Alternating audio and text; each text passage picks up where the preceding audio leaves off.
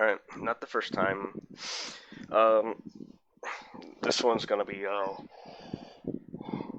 another color upgrade for a comic that I'm a part of.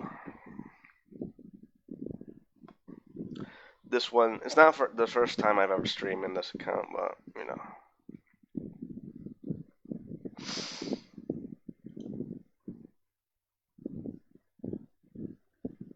Instead of like playing video games on my other account and then just streaming it, I thought why not just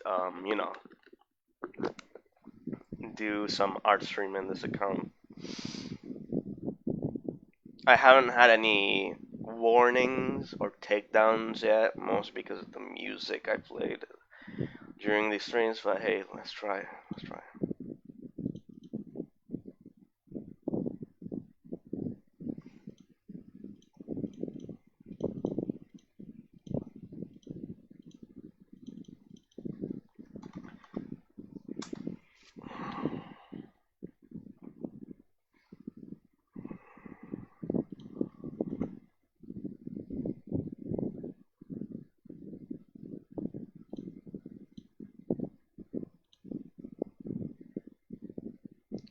Let's try coloring Victor, like do the flats on Victorverse first.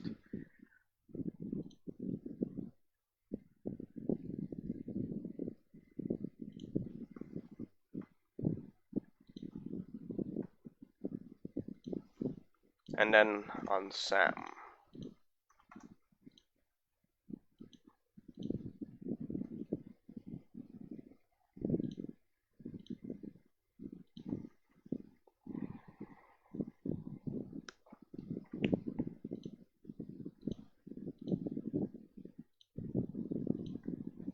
Like I might do a short stream with my personal art, but just a sketch soon. I don't know. We'll see. Depends how tired I am. I'm actually fucking still fucking tired from last night with the stream chat on Discord. Yes, tired. Tired as fuck.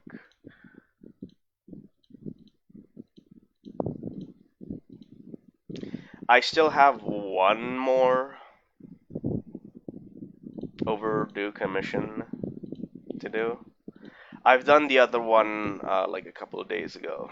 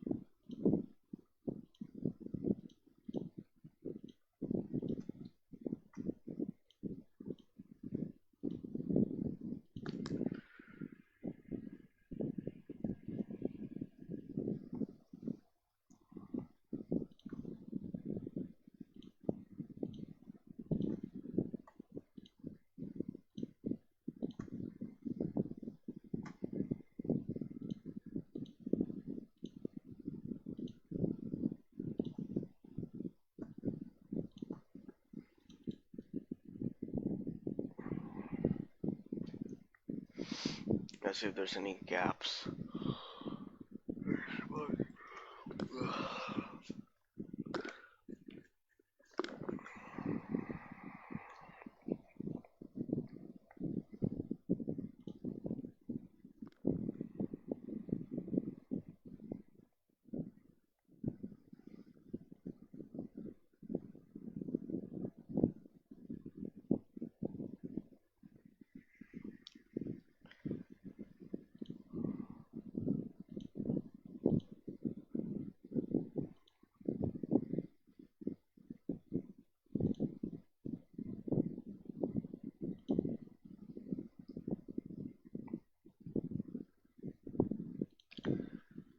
Vapor wave.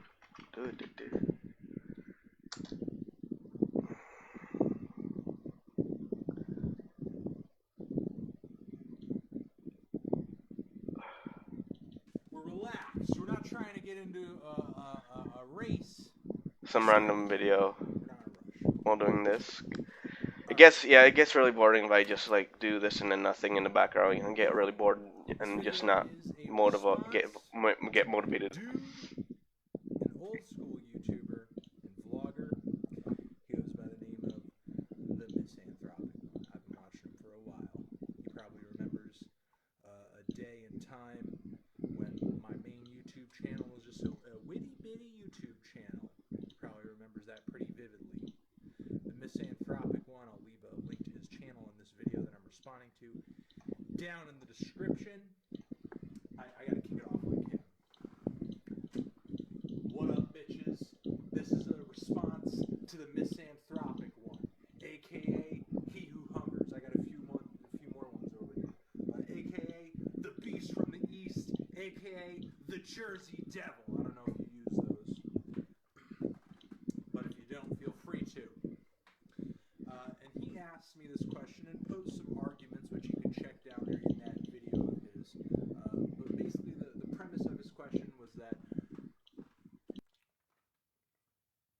lyric videos may be lazy. They're not as inspired or as interesting as music videos. And he cited a few examples where he was kind of disappointed with some artists for coming out with lyric videos and saying he didn't really like those videos as much because they didn't really display the artistic vision that a music video can. You know, not a bad assertion. Now, you and me were about the same age, so I'm sure you remember really well the heyday of music videos on TV. You remember watching music videos actually on television. And now that we're in the internet age, I don't think music videos are going away, man. Like, there are more music videos than ever, and I don't think there are going to be less music videos simply because now the lyric video has sort of been introduced. Not that a music video with just kind of the lyrics of the song is anything entirely new. I'm sure there may be a music video or two from back in the day that just have lyrics kind of popping up onto the screen.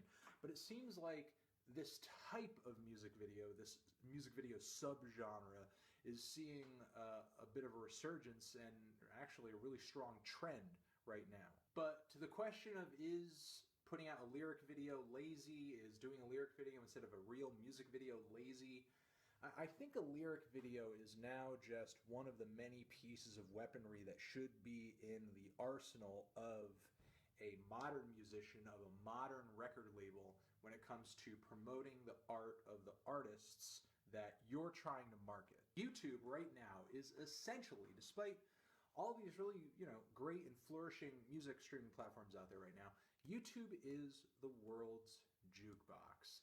Even if you have your music on those music streaming platforms, if you have no presence on YouTube, if you have no music videos on YouTube, if there's nothing on YouTube promoting your music, your songs might as well just not exist to the general public. Even extreme bands, extreme underground artists are using platforms like YouTube to reach their niche audiences because that's how effective a place like YouTube can be when trying to get in touch with a group of people who you want to hear your music.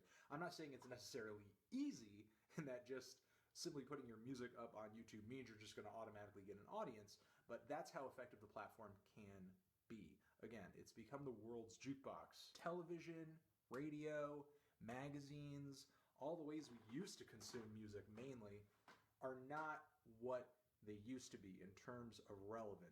Most, if not all, of the promotion for a lot of modern artists putting out modern records has matriculated over to the internet. So now PR people and artists don't kind of have the option of carting a singer or a band around to a dozen different outlets in a dozen different places in different countries around the world because you have different radio, different TV, different magazines in different countries, but now everybody through the internet just has access to the same places.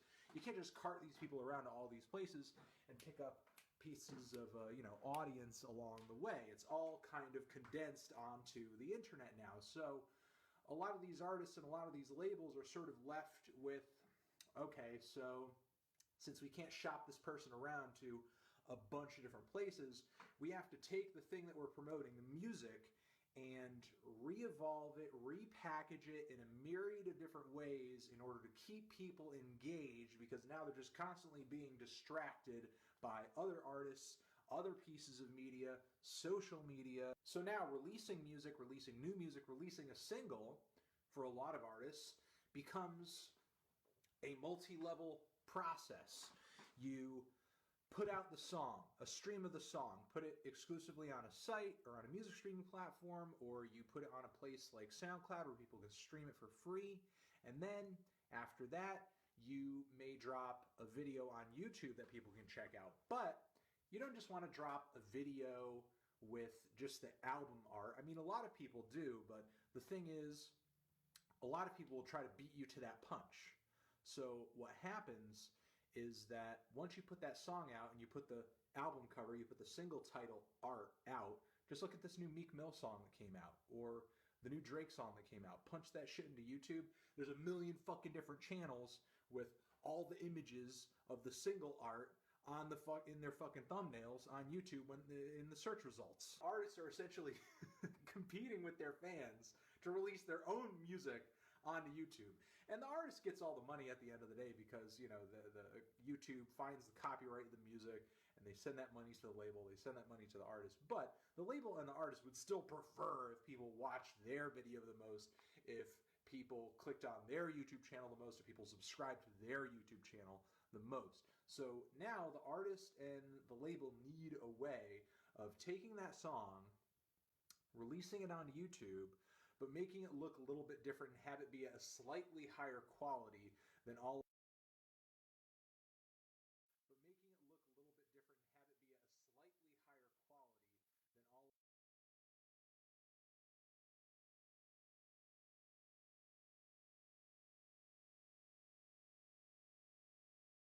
of these, you know, randomly fan uploaded songs that are already on the platform. And sometimes those songs get uploaded after the artist's, you know, initial upload of the track. Platform. And sometimes those songs get uploaded after,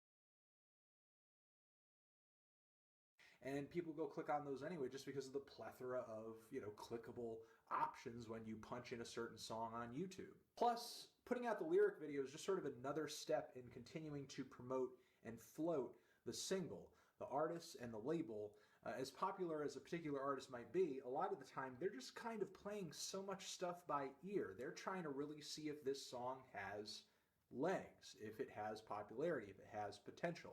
And putting a lyric video to a track, just having some kind of visual engagement and allowing people to read along with the lyrics is a little bit more exciting and shareable and clickable than just simply, you know, a bit of cover art and just the audio, which I personally don't mind, but statistics and time again, promotions have shown that sort of throwing lyric videos out there in promotion of tracks isn't necessarily a bad move. One prime example is CeeLo with that Fuck You song. That song was not popular, it was not relevant, and given how vulgar the lyrics were of the track, specifically on the hook, that song had no chance of radio play.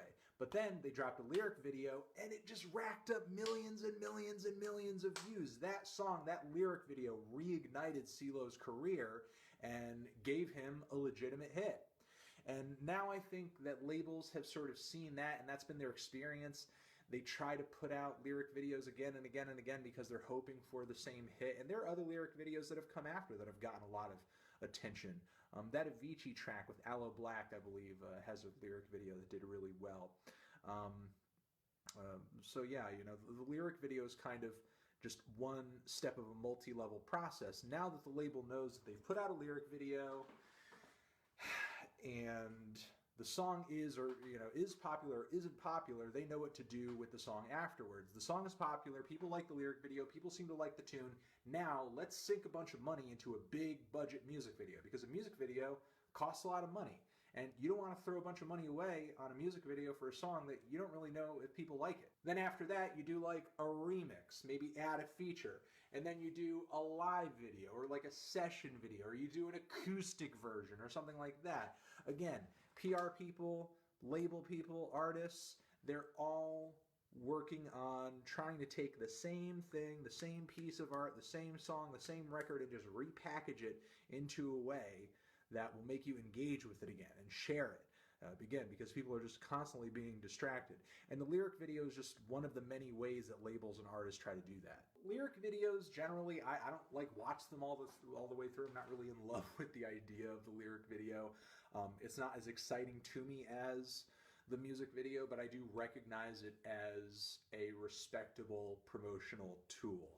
Generally, music videos are more interesting and cooler and better than lyric videos, but I've seen some great lyric videos and I've seen some really shit music videos. So obviously, one's quality can decrease and one's quality can increase to the point where lyric videos are better than fucking music videos. It's not always the case, but yeah, you get what I'm saying at this point. But the thing is, once a lyric video becomes really great, I believe one example would be like Katy Perry's Happy Birthday. Once your lyric video is so creative that it's actually like fun to watch, at that point it's just kind of like a music video, you know? And that's the thing, there's just so much overlap between these two things because, I mean, a lyric video is a music video, you know? It's just that not every music video is a lyrical video, you know? Is a lyric video. It's just kind of a subgenre. Maybe the least respected of all the music video subgenres, but still a decent subgenre, and a subgenre that no doubt has helped the promotion of a lot of artists and a lot of songs. Songs that people would not have known about had a lyric video not been released. So yeah, there you go. I mean, I think it is lazy. Sometimes when an artist just decides to put out a lyric video and not follow it up with a music video, but you never know exactly why that is. I mean, sometimes, like I said earlier, the lyric video can be a little bit of a test. Maybe they put out that lyric video hoping that, okay, we'll put this out, let's see if it does well, let's see if a lot of people listen to it. Maybe they drop a lyric video and people don't fucking watch and they don't care and it's a crappy song. So then after that, they decide, okay, well, that was a bit of a lost venture right there. At least we now know that we don't need to spend all of this money on a music video for a song that people don't like. Let's try promoting another song. Let's try putting out a new song, writing a new song, recording a new song, doing something else. So yeah, there you go. Those are my takes essentially on the lyric video. Thank you for making your video. It was a good question. And keep making the content that you do because, I still watch you every once in a while. And you're the best. Anthony Fantano, Misanthropic One, lyric videos forever. Well, you asked. Hi everyone, Anthony Fantano here, the internet's busiest music nerd cow. I'm trying to lose some weight, so this video is going to be low cow. Funny! And it's time for a review of the new self-titled full album from Pink Guy. Pink Guy is the alter ego of YouTuber George Miller, aka Filthy Frank. You may know his material from the Disaster Music YouTube channel. Believe it or not, he started the Harlem Shake craze that was so popular early last year.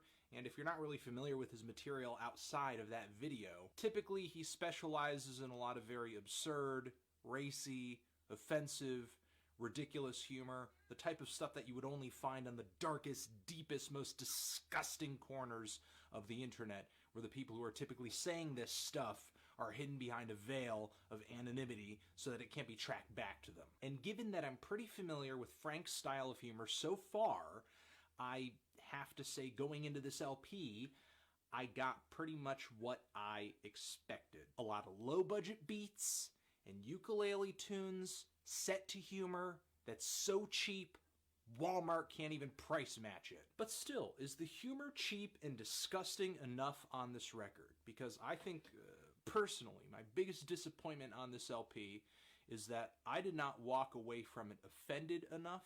And my greatest fear is that there are people walking the planet right now listening to this album and walking away from it completely unoffended. How many balls were licked on this album? How many nipples were rubbed? Like a dozen each, tops? Honestly, I don't even think anyone died to make this record. There's nothing on this LP that I heard that would get Filthy Frank sentenced to life in prison in a court of law. Then there's sexism, which there was definitely not enough of on this LP. Yeah, sure, there is sexism toward women on this album, but I think Frank could have done more to offend every single gender type and sexual orientation out there. Where was the full frontal nudity? Where was the bestiality? Also, I thought the production Kanye brought to the table on this LP was really weak. I mean, some of his worst beats ever.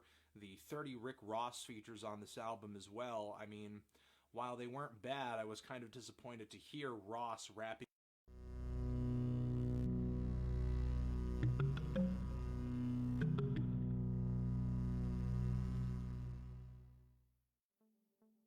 Can I show you my favourite piece of pixel art? I don't know why I'm asking, because I'm going to show you anyway. Here it is. It's called 4-Byte Burger, and it was done by a guy named Jack Hager back in 1985. It's brilliant, it's whimsical, and it appeals both to my love of 80s aesthetics and of hamburgers. It's also among the first artwork ever produced on an Amiga. Jack Hager was the art director at Commodore, and he produced a series of images very early on in the machine's life to demonstrate its artistic capabilities. Some of these images have been preserved, but some, 4-Byte Burger included, have been lost. You see, the software Jack was using was in such an early stage of development that it lacked a save feature entirely.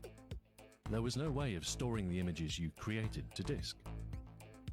The only reproduction we have of 4-Byte Burger is a photograph of the screen taken while the image was still in memory. A literal screenshot.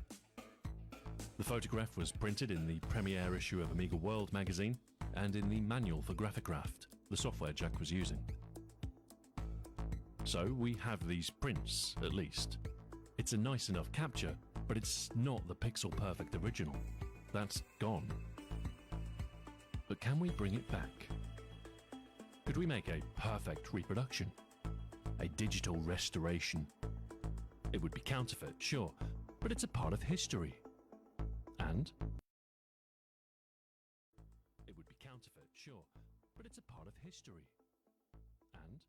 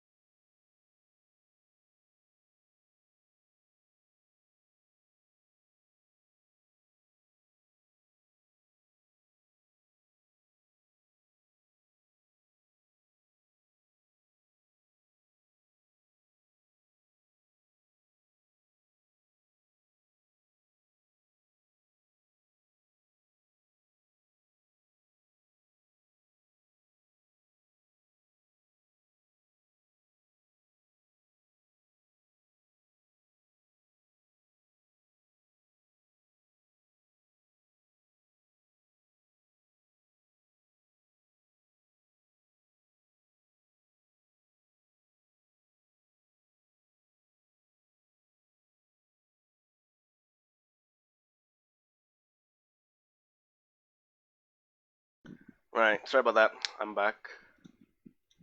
Yes, is that back again. Had to have my evening coffee. I can't do a posh accent right now because of my flu. Mm. Oh yeah, some good coffee. Oh shit.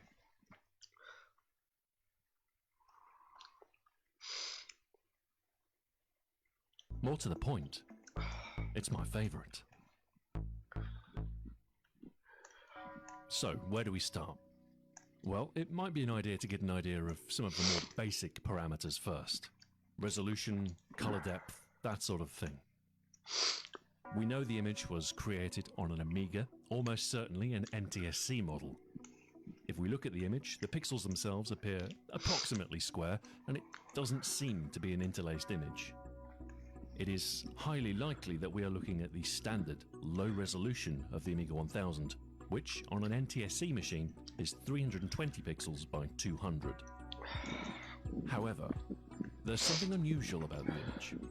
It's taller than it is wide, and the scan lines are vertical.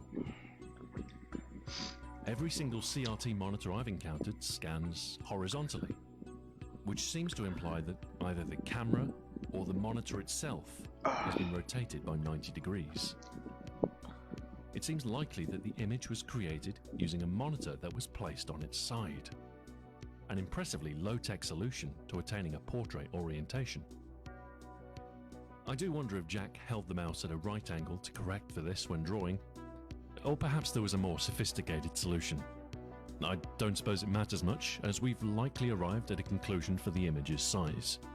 The standard Amiga resolution rotated by 90 degrees gives us 200 pixels by 320. Another thing to consider is that the photograph might not have captured the entire screen. Some of the border may have been cropped.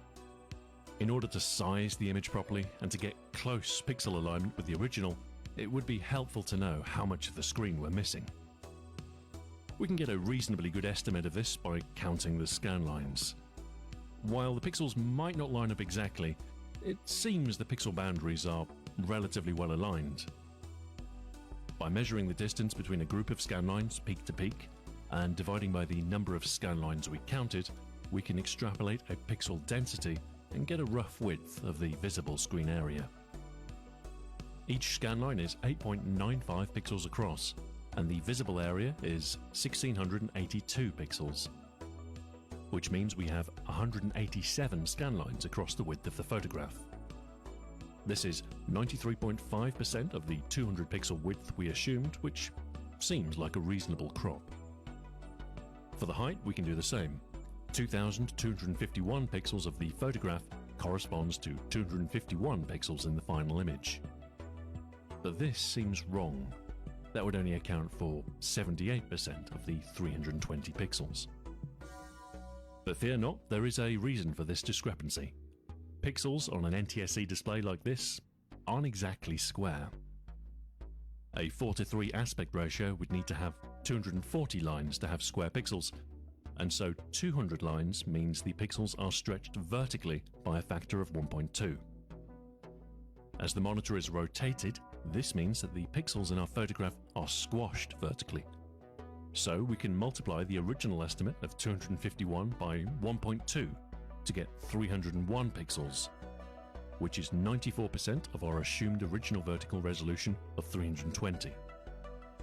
So the cropped version we see is approximately 301 pixels by 187, a 94% crop of the original resolution of 320 by 200.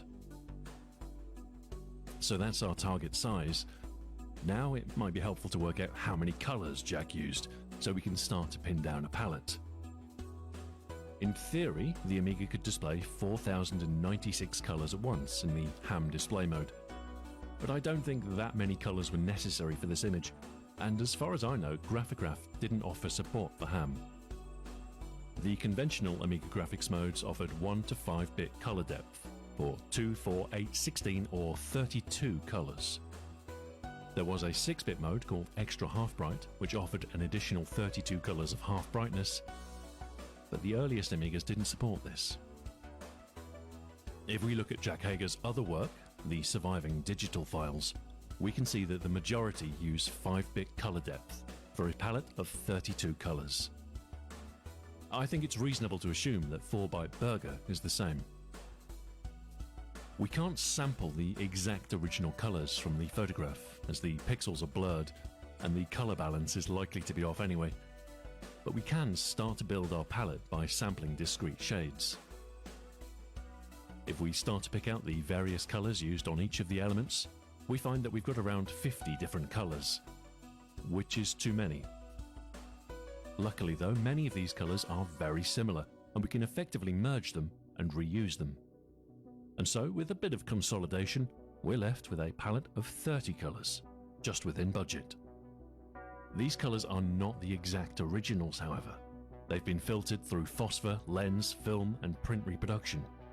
It's a nice palette, but we're looking for authenticity. To get closer to the originals, we could look at some of the other palettes Jack has used and see if we can emulate the tones he might have picked.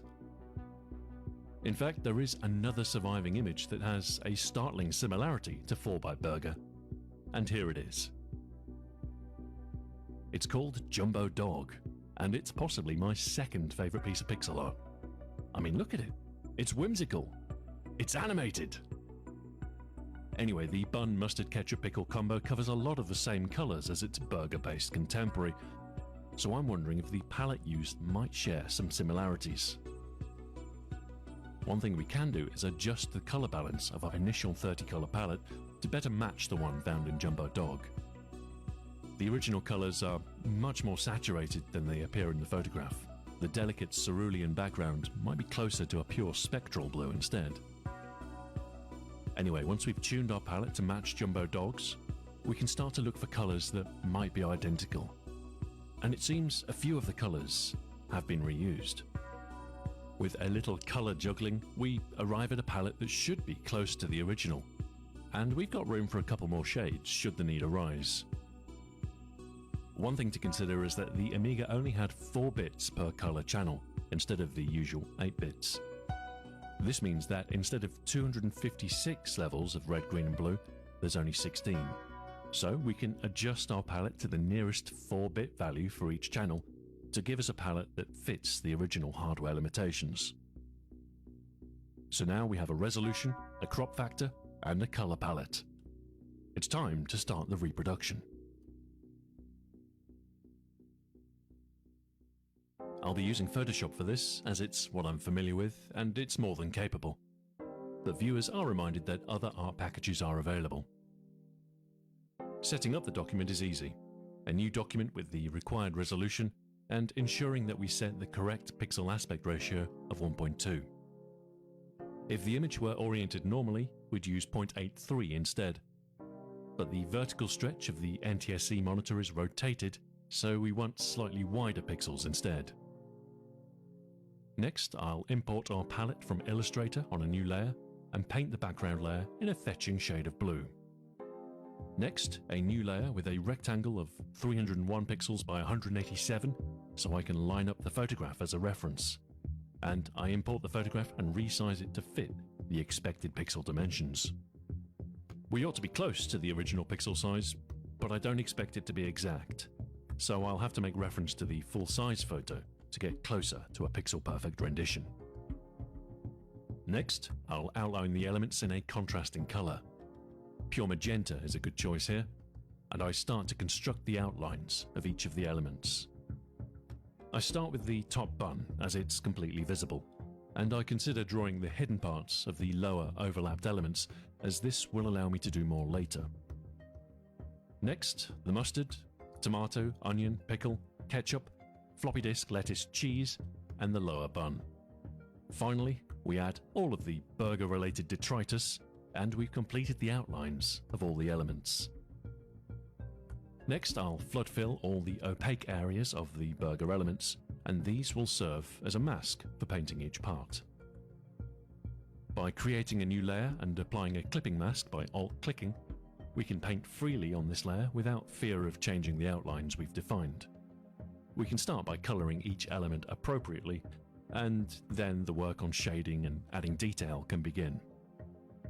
It's at this point that it's worth looking at Jack's other work again to better understand the techniques he used. We can see a lot of dithering on Jumbo Dog, particularly on the bun. So I start with the darkest colour of the top bun and start to work on the brown pixels, trying to match the dithering pattern I can see in the photograph. But I'm not too worried about it being perfect, as I think that's a route to insanity.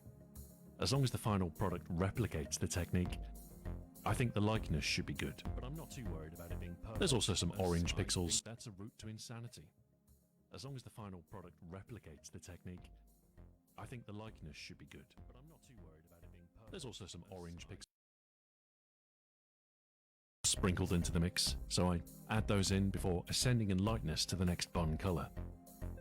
Eventually, impatience gets the better of me, and I start to take a slightly more freehand approach to the dithering, rather than slavishly adhere to the pixels I can see. Some of the shades are difficult to differentiate, and I think the end result will be better if I rely on my intuition rather than attempting to make this a paint-by-numbers affair. In any case, I'll be on my own when it comes to shading the hidden parts. Once the initial shading is complete, I'm reasonably happy with the progress, although I think I need to re-emphasize the detail on the sesame seeds.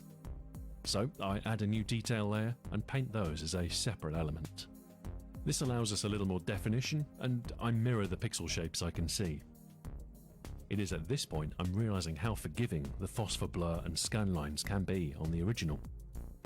Anyway, I can always retouch as necessary, so once I've arrived at a result that's passable, I move on to the mustard.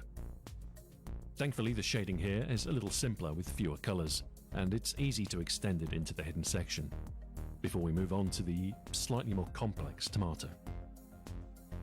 I'm not sure about some of the colours.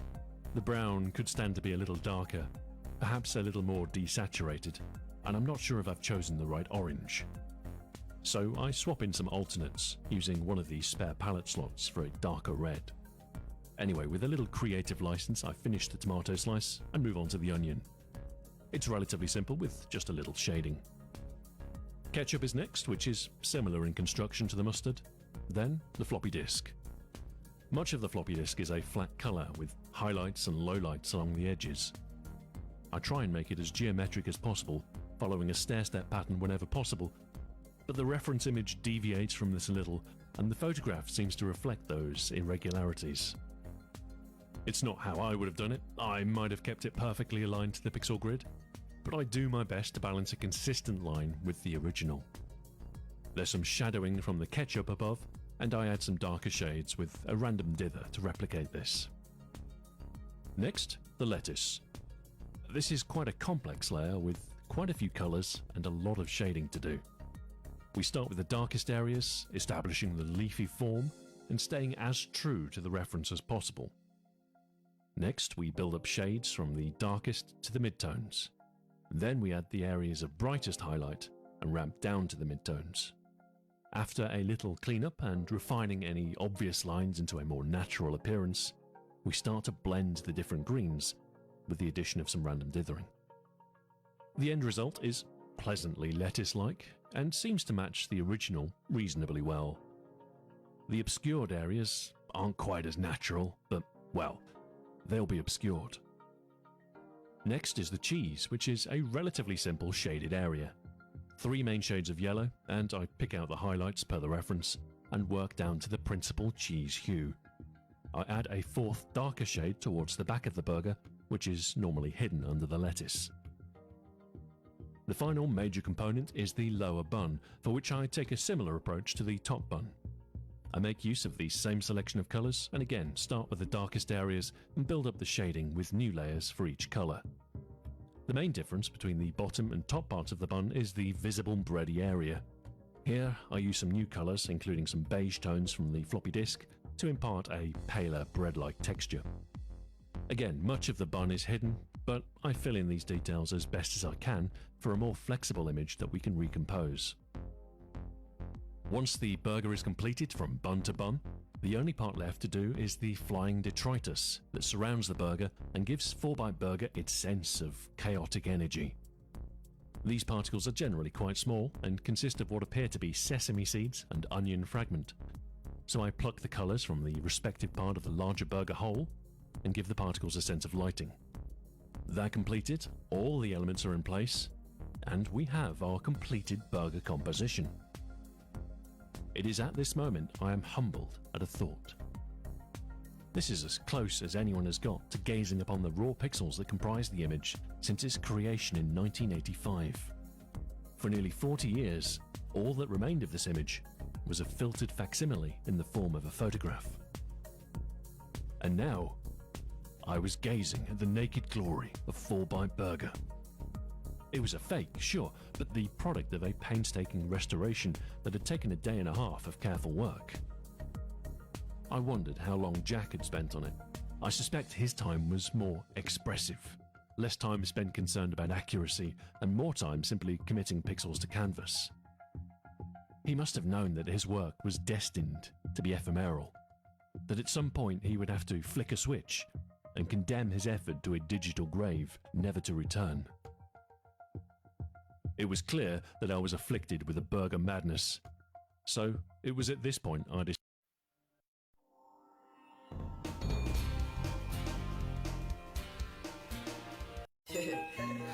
Yeah, ooh, Lenny, hey, ooh, hey, I do it. Run that video like a track, run that video like a track, give me that pack and I might pack that.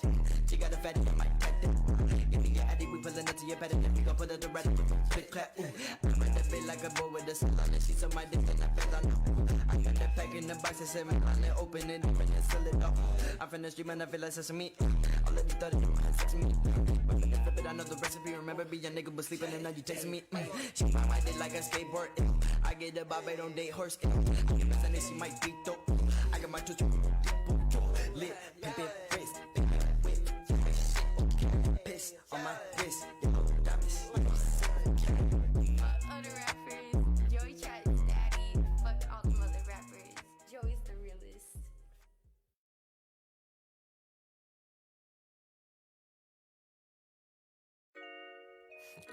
Hey, bitch. Hey, gravy off probation.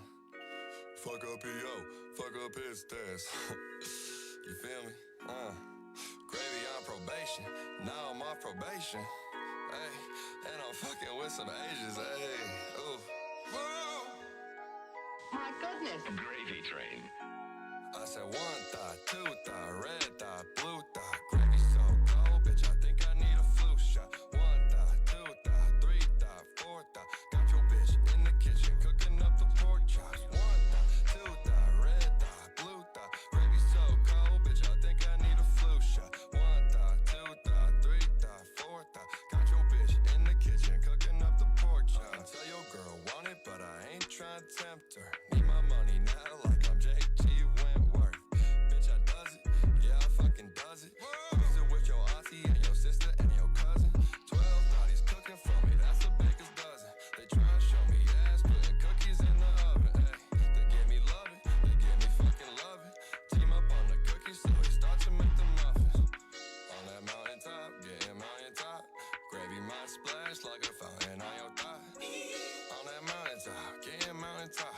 Gravy might splash like a fountain on your thigh. I said 1 thought, 2 thought, red thought, blue thought. Gravy so cold, bitch, I think I need a flu shot. 1 thought, 2 thought, 3 thought, 4 thought. Got your bitch in the so cold, bitch, I think I need a flu shot. 1 thought, 2 thought, 3 thought, 4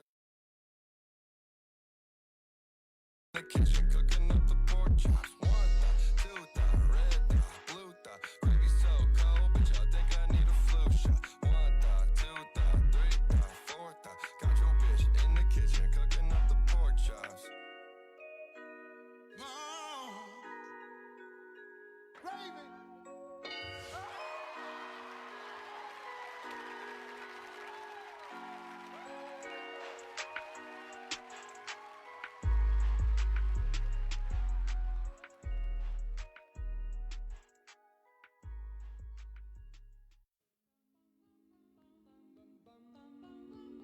Gravy.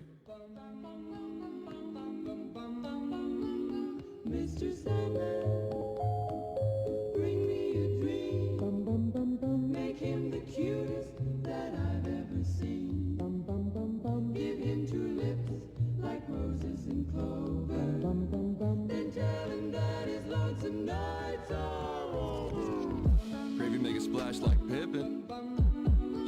it's nothing. Splash. Everybody call me Big Pimpin'. No, I ain't bluffing. I'm with your mom in the kitchen, making blueberry muffins. Must be Thanksgiving, cause your bitch want the stuffing. Mr. Clean, gravy while you flow so mean. Mr. Clean, pull up with my whole damn team. Mr. Clean, Mr. Clean, Mr. Clean, Mr. Clean. Gravy, he be clean like Windex. Just hit your mind with my index. And your bitch look like a pinhead. All my haters, they be skinheads. Pissed off cause they wife is they sister. And young Gravy just...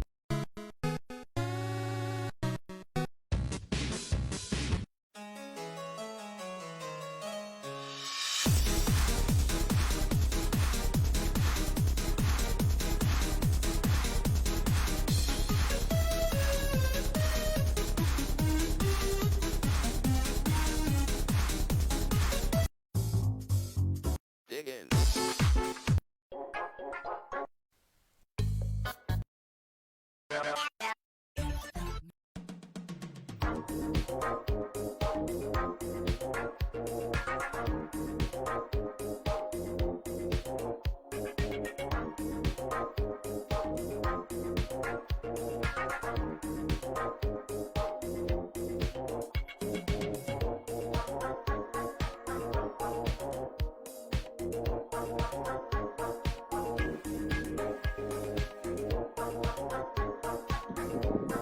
Sorry, I'm gonna skip it to the best part.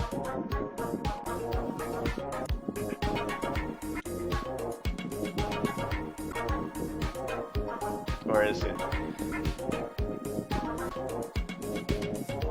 There we go.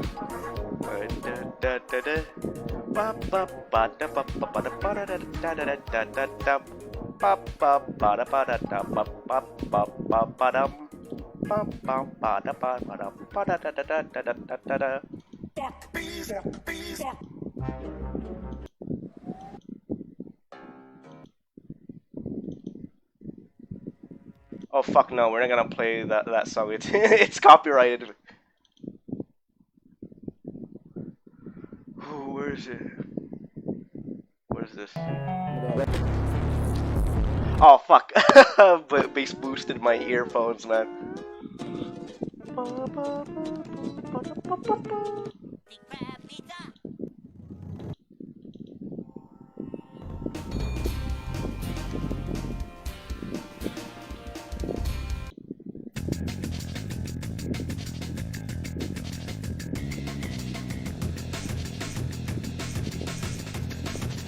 There we go.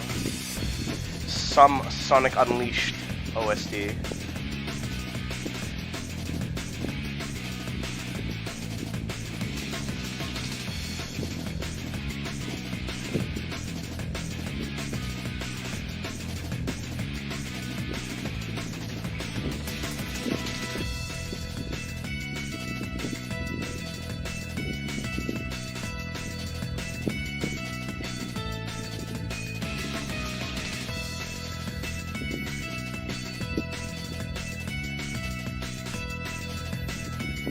Simple times.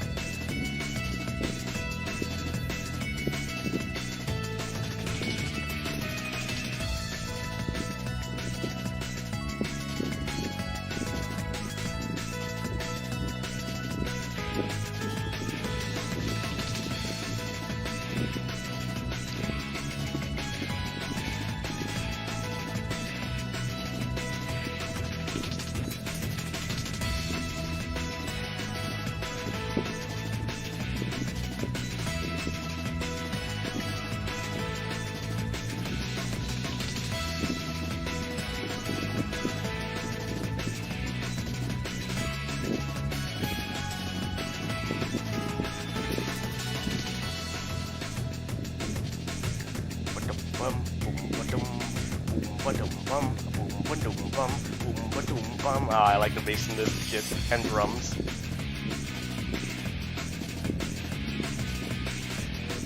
Ba-ba-da-ba-da, ba-bum, ba-da-da. And guitar. Da-da-da-da-da.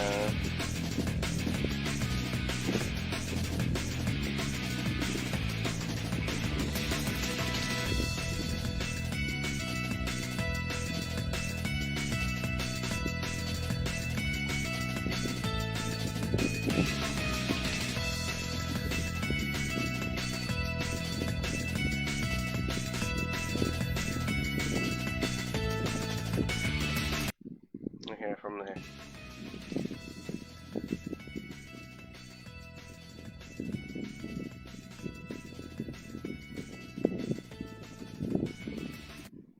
Here from there. Actually, hang on.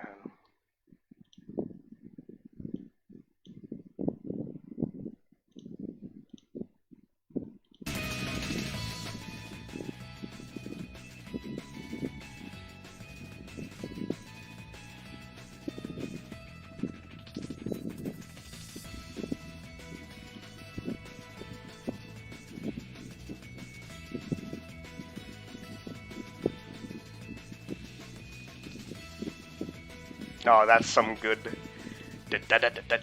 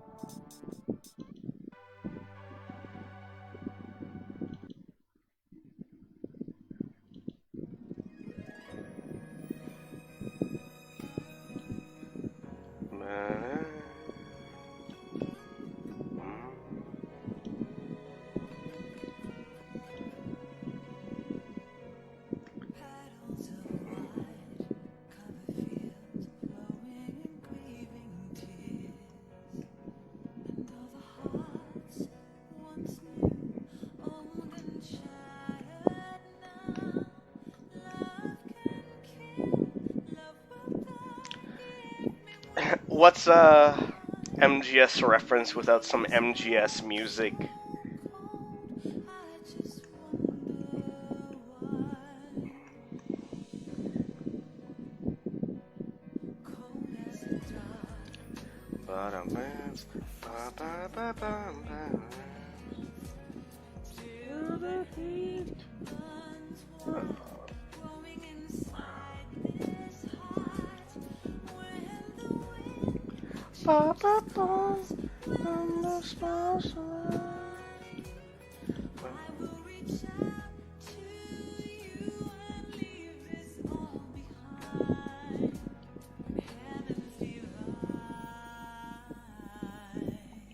It's been a while since I listened to any MGS music. It's so good.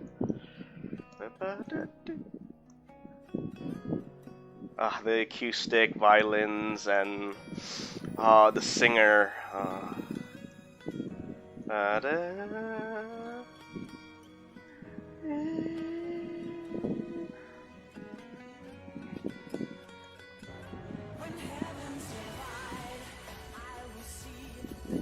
Is within my hand.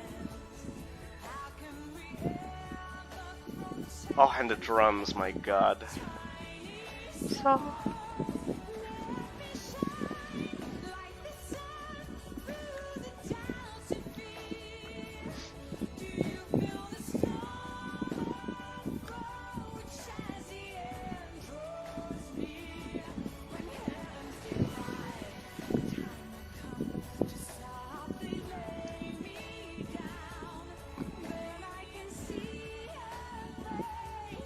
That I long to see.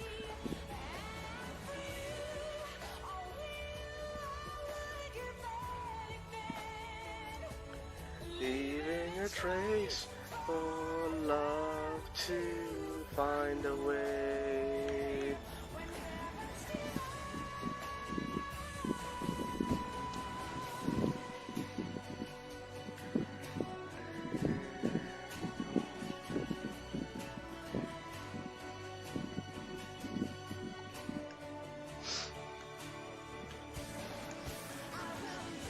To the fire. Hey, desire.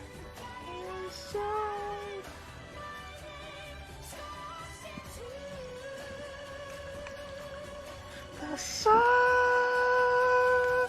When heavens divide.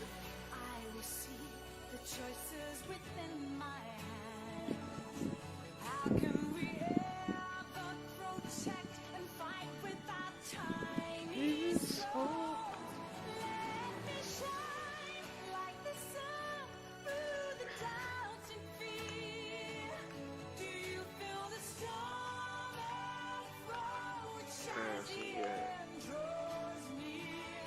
When heavens divide, time will come to softly lay me down.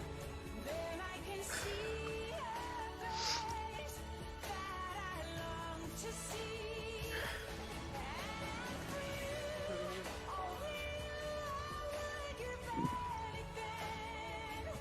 Leaving a trace for love to find the way. When heavens divide.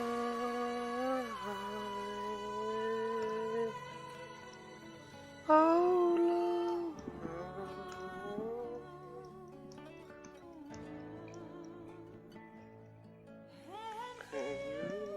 Only you, I would do anything. Leaving a trace for love to find a way. And heaven's divine.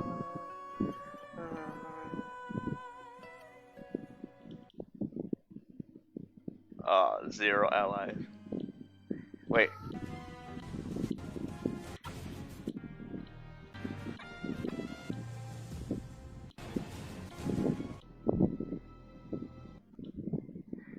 Wait. Yeah, I really need to listen to MBS singing. Bum, bum, bum, bum. Where is it? It has to be this way. I want to listen to that. Bum ba dum ba da bum ba dum ba bum bum ba dum ba ba da dum ba dum ba da dum ba dum da da da da. Metal Gear. The memes. The memes, Jack. Ba da ba ba da ba da ba ba bum ba da da.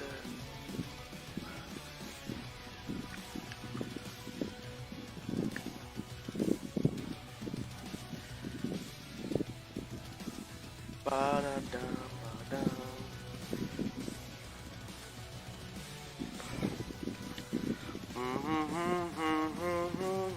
You're standing here, I realize you're just less like me, trying to make history. But who's to judge from right to wrong? Our guard is down, we'll hopefully that violence breeds violence. But in the end, it has to be this way.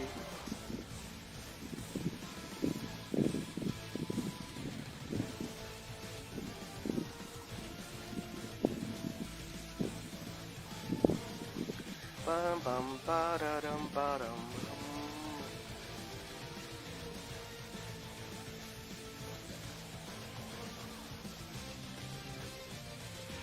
Hold your breath and follow your path.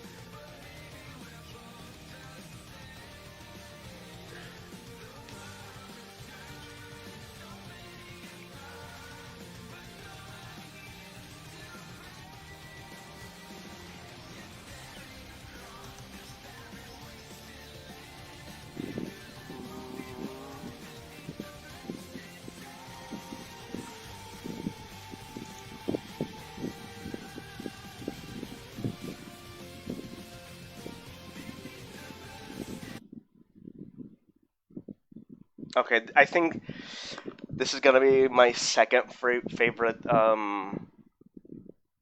MGS music. My most favorite one is Snake Eater. Third one is Heaven's Divide. Calling to the Night from the Portable Ops. Oh, I love this. It's so Titanic-esque.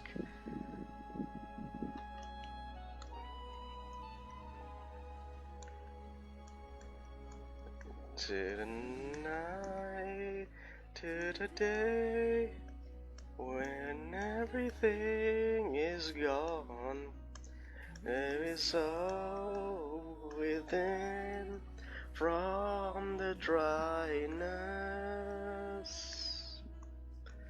With a song we see, fighting over life, all the dreams and wishes, oh, for safekeeping, toiling for what's right.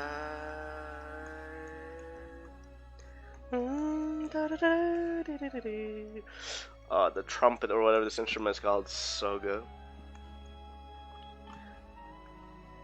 It was also in MGS4 if you play it on the iPod.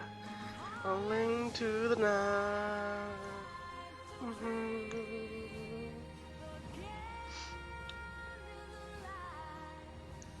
Waiting for sunrise. The isolation heating. Calling to the night.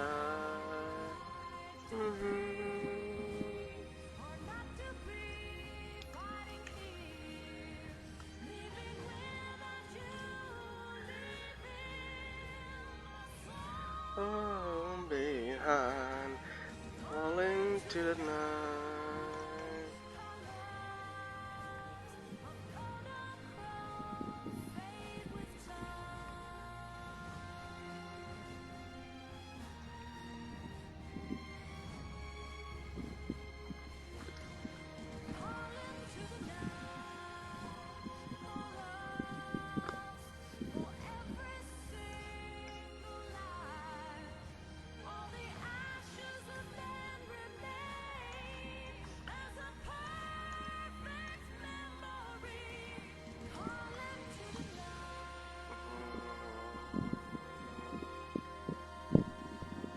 so beautiful.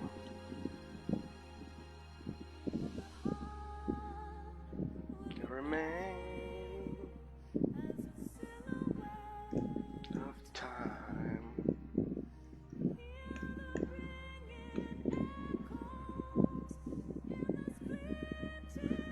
Horizon.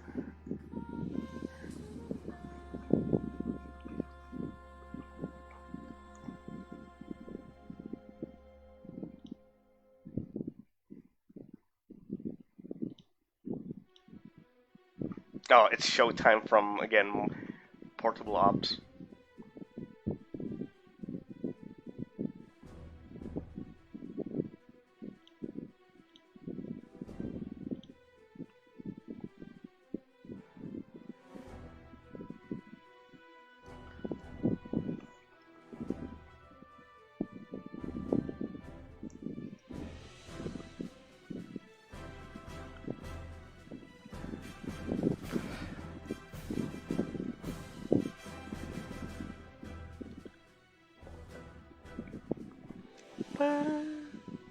I don't know why, this part reminds me of the first Killzone game.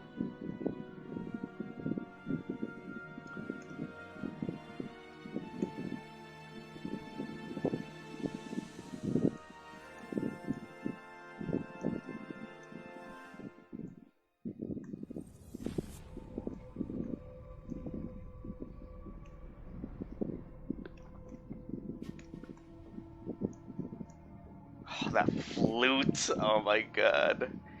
MGS3 vibes.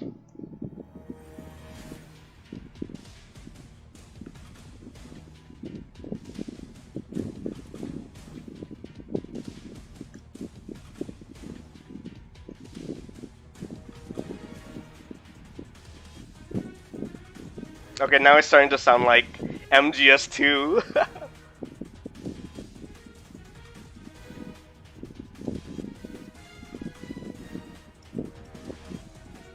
Momento.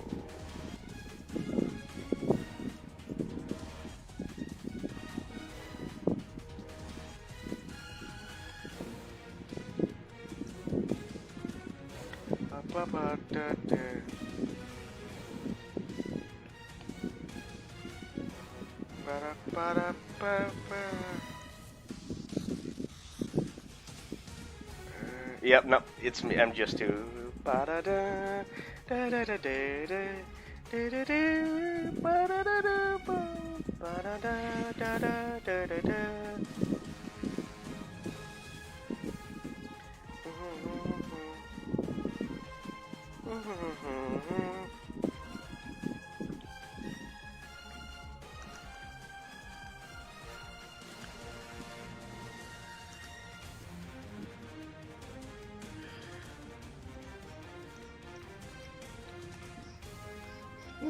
Dun, dun, dun, dun. Dun, dun, dun, dun.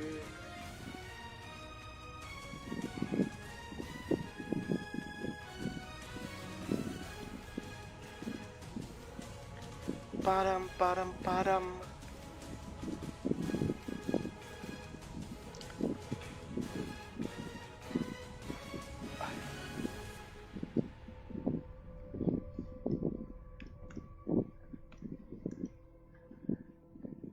What music? No, I don't want to do Rising. Snake either. Debriefing, don't be afraid, escape the fortress. I want the escape. Sea breeze.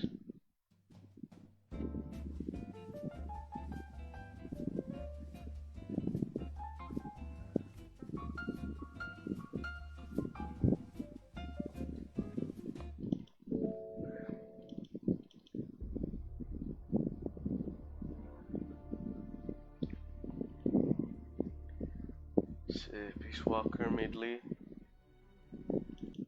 World calls for wet work. No.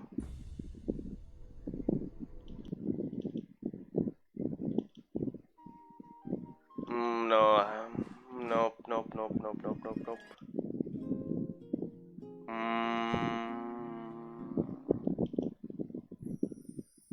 Okay, this one.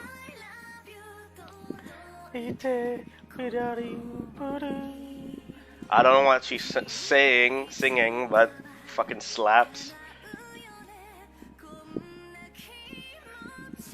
She said Kimochi.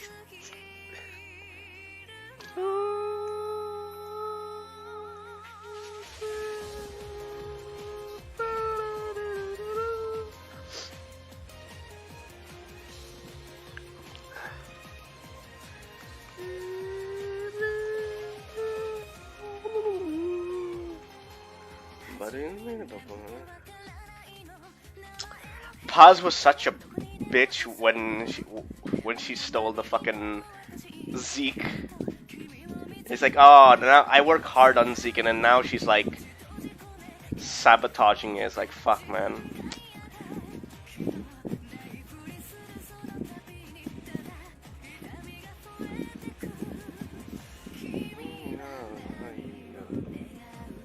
She said, Nani? Jontaro.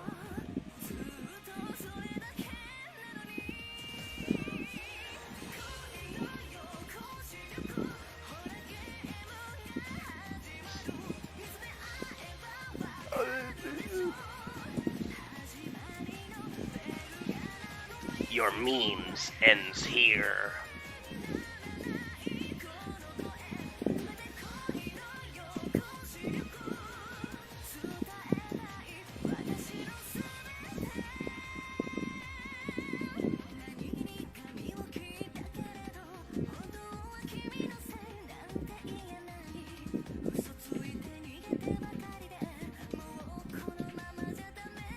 She said, "Mama."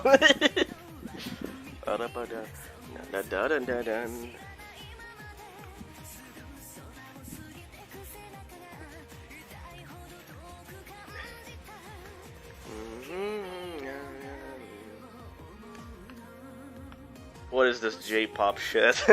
Kidding.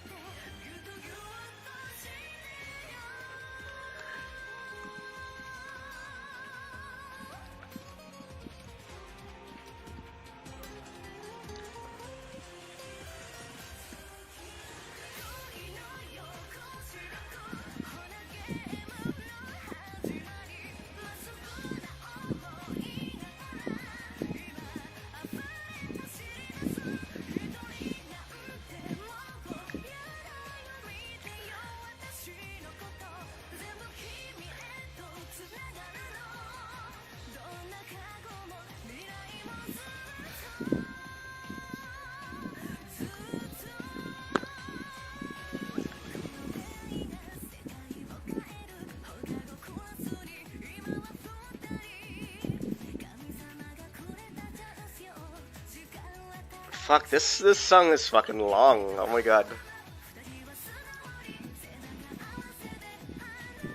Oh, it's almost done. It's 5 minutes, holy shit.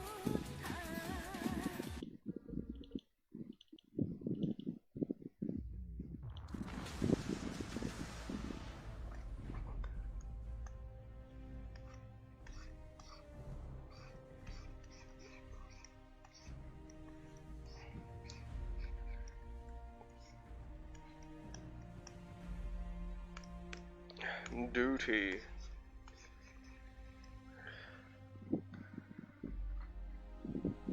Ah, Skip, I heard the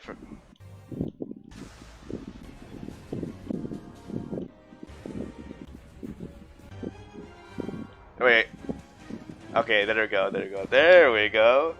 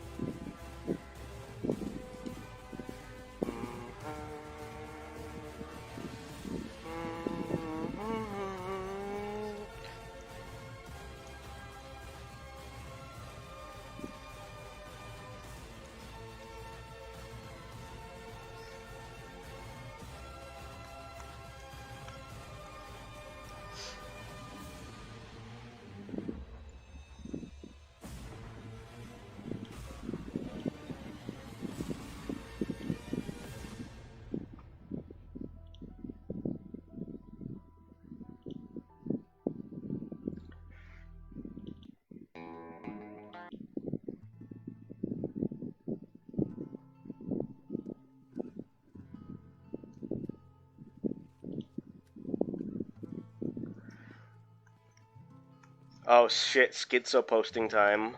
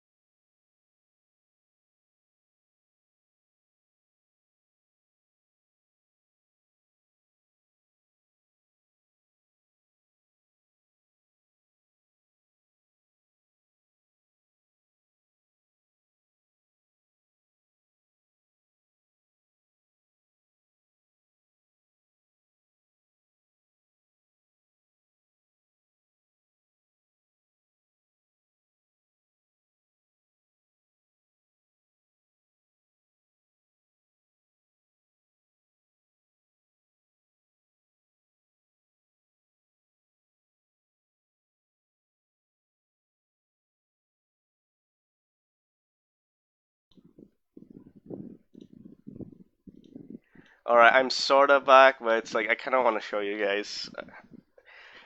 Oh, like, oh my god, I just saw this video of Chills and I could not believe it. I don't know, like, hang on.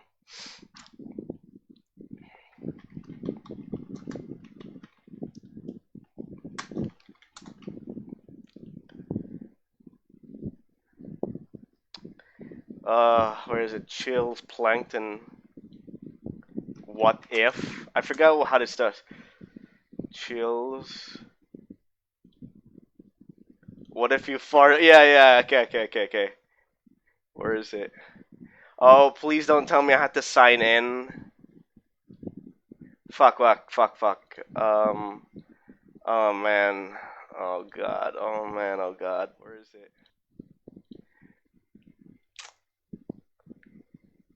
No, not you smell like you fart from whatever that cartoon, that failed cartoon is.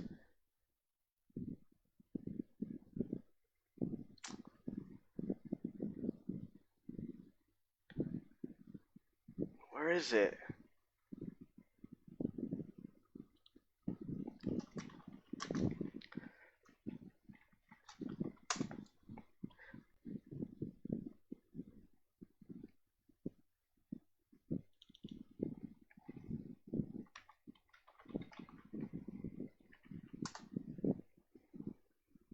Okay, I'm gonna crank up. Have you ever farted a little too hard and poo-poo comes out of your booty? Let's see that again. Let's see. Have you ever farted a little too hard and poo-poo comes out of your booty? Like I could not believe that that's Chills. Like holy shit. It has to be someone impersonating Chills or it's AI voices. Like holy crap, that was like good shit. Anyway, on Who are to. you talking to right now? Okay, that was fucking scary. That was fucking scary. Who is it you think It's doing this autoplay shit. see? Now now it's playing the video called "I Am the Danger," but it's an AI generated Chills voice. Do you know how much I make a year? I mean, even if I told you, you wouldn't believe it. Do you know what would happen if I suddenly stopped going into work? A business big enough that it can be listed on the Nasdaq goes belly up, disappears, it ceases to exist without me, no. You clear Fuck, this is creepy. I'm out.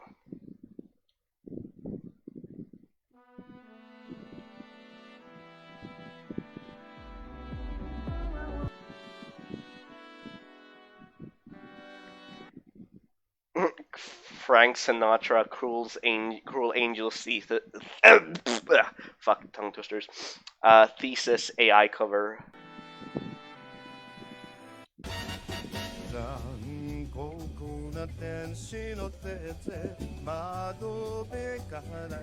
Holy shit. That was fucking good, but skip. Happy. Okay, this is Michael Jackson's Bad by its Heinz Doofenshmirtz AI cover. Bum, ba-dum.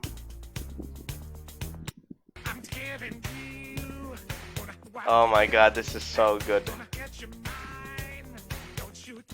Okay, stop. Fucking AI, man. It's getting advanced. This is fucking creepy.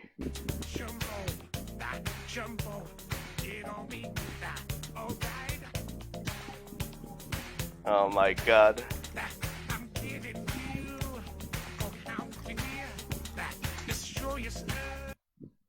Okay, in the end. Oh god, it's Linkin Park. I thought there was like another song by another band or singer or whatever. Oh my god.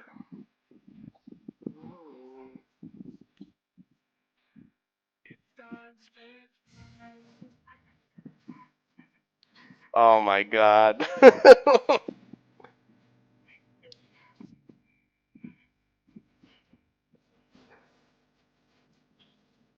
Oh my god. Fucking hell, man.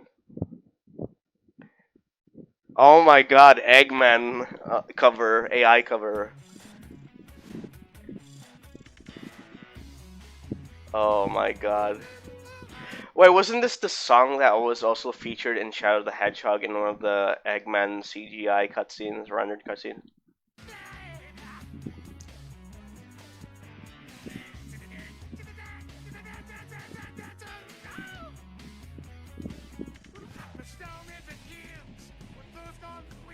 Oh my god.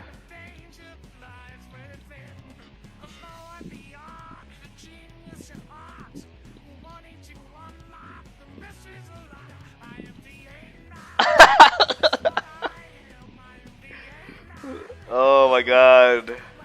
There's no way it's this good. I am the Eggman.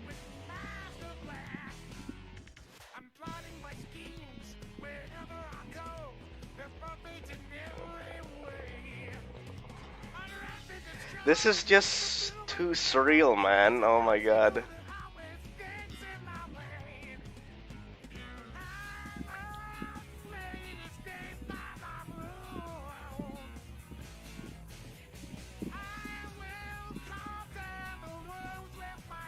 I know, fuck this, man. This is too much. Scatman's World. I seriously don't know Wario's voice, to be honest. It's been a while. Ba ba ba ba ba ba ba ba ba ba ba ba ba ba ba ba ba ba. How does it go again?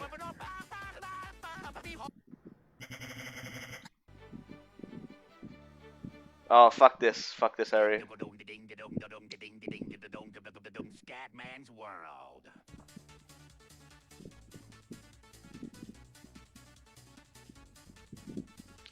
King Julian, what's up, Danger? And I am the Eggman. Oh my god, Peaches! This one is from my one and only true love, Princess Peach. Peach, you're so cool. Okay, I'm seeing the filter there. And with my star, we're gonna rule. Peach, Understand. I'm gonna love you till the very end. Peaches, peaches, peaches, peaches, peaches, peaches, peaches, peaches. Ah, I love you. Ah. Peaches, peaches, peaches, peaches, peaches, peaches, peaches, peaches, peaches, peaches. Ah, I love you. That part is so funny. Mario, Luigi, and Donkey Kong too. 1,000 troops of Koopas couldn't keep me from Koopas. you. Okay. Oh, there's a Mr. Krabs version. What the fuck?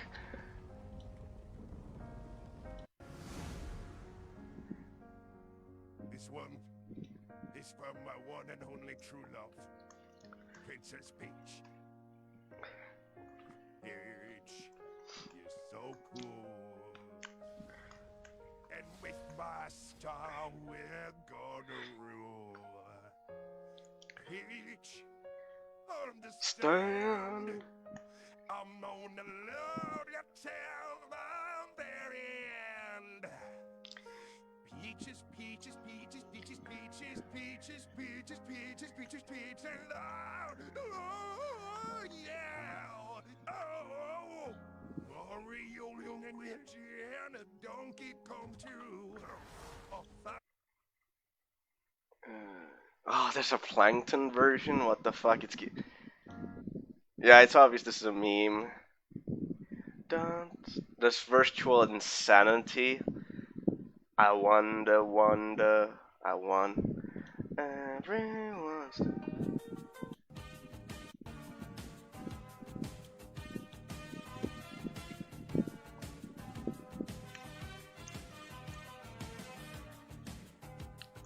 Welcome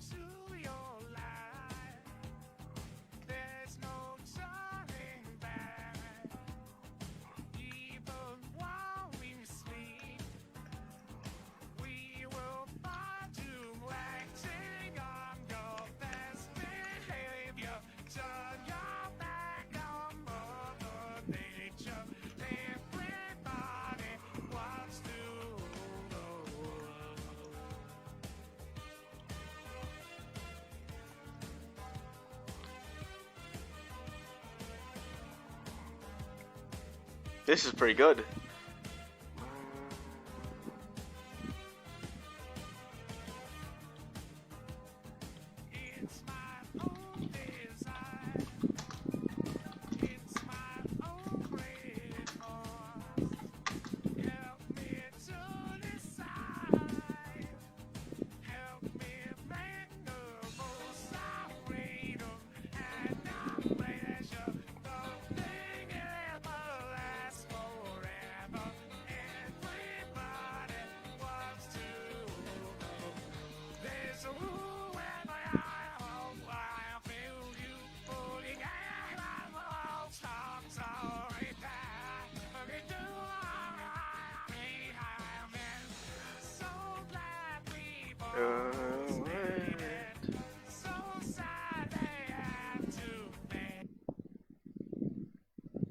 J Slat, I don't know who that is.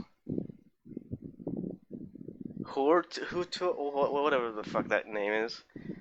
Rick Ashley. Oh my god, I gotta hear this.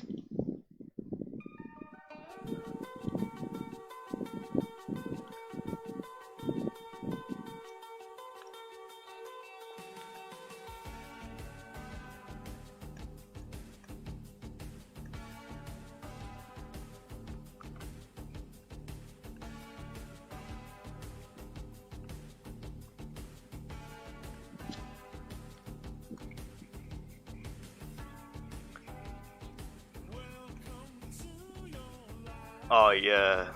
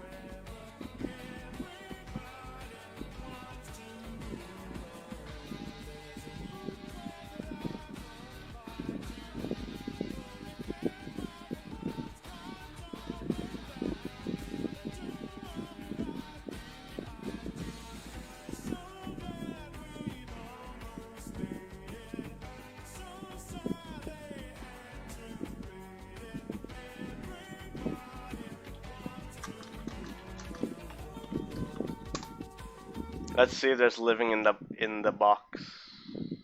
Living in a box, sorry. Living in a box. Da, da. Living in a cardboard box. Living in a box, baby. Living in a cardboard box. Living in a box.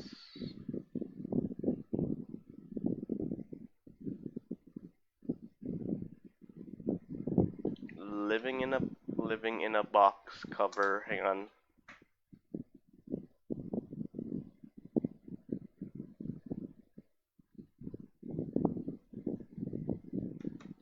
No, I don't think anyone has ever made yeah, no. Disappointing though.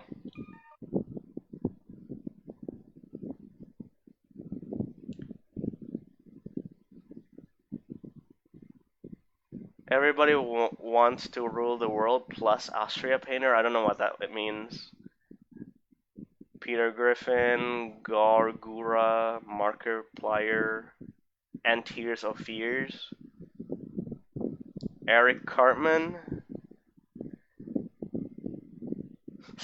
Doofenshmirtz sings Gangnam Style. Oh my god.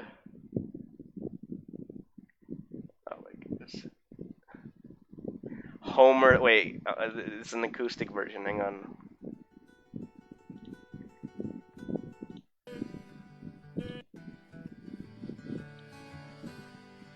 Welcome to your land. There's no time.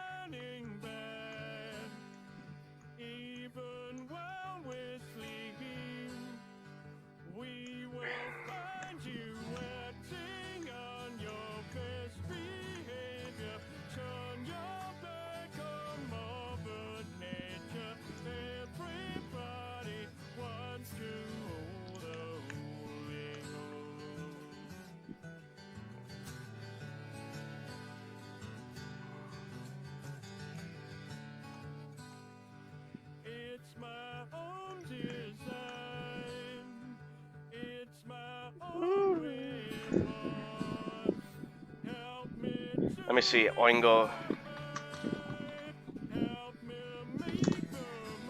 Oingo Boingo AI cover. Oh my god. Herbert the pervert, little girls.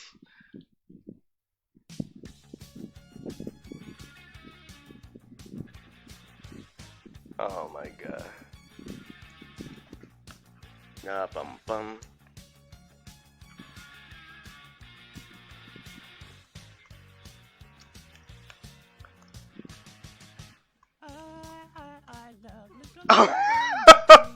Oh my god.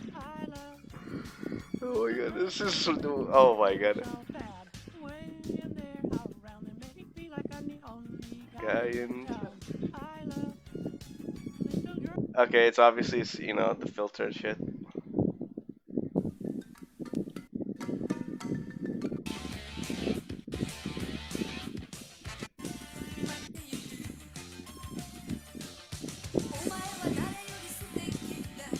Okay, this is not AI cover, but it's Oingo Boingo, Fit Mayo Shono. The song is called Ai Ai Ai.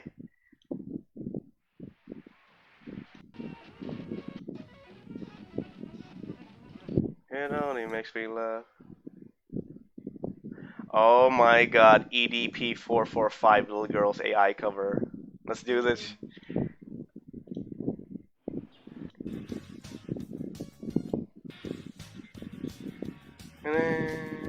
Da, da, da, da, da.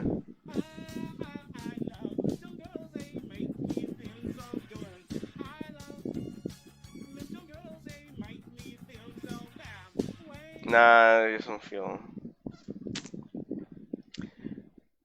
Stu sings I Got No Time. Allison AI cover? I don't know. Weird Science. I don't know who are these Tears of Fears people. Oh my god, Michael Jackson, Little Girls of Oingo Boingo cover. Oh my god, nah. You know, Private Life. Dead Man's Party.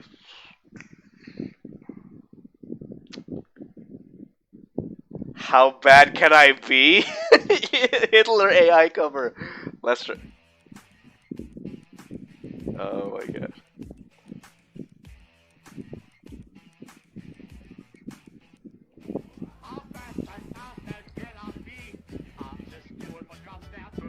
Oh my god.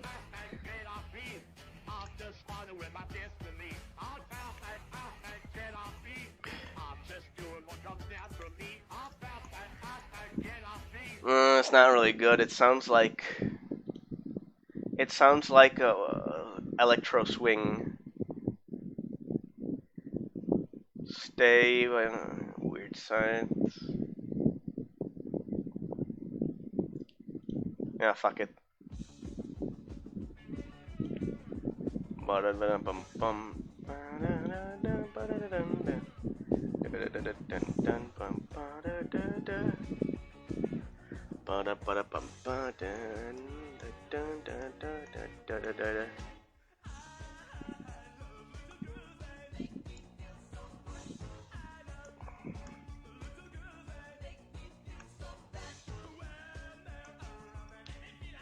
Only guy in town. I don't know.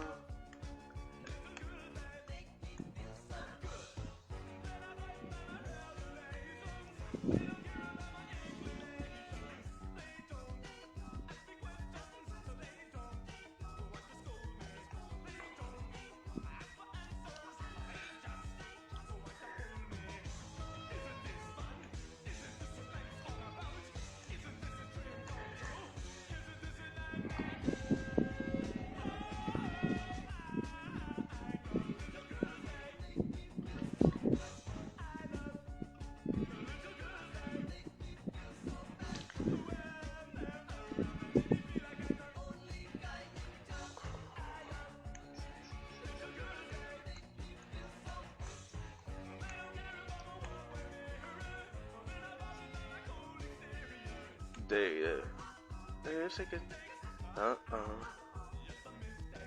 I'm in trouble.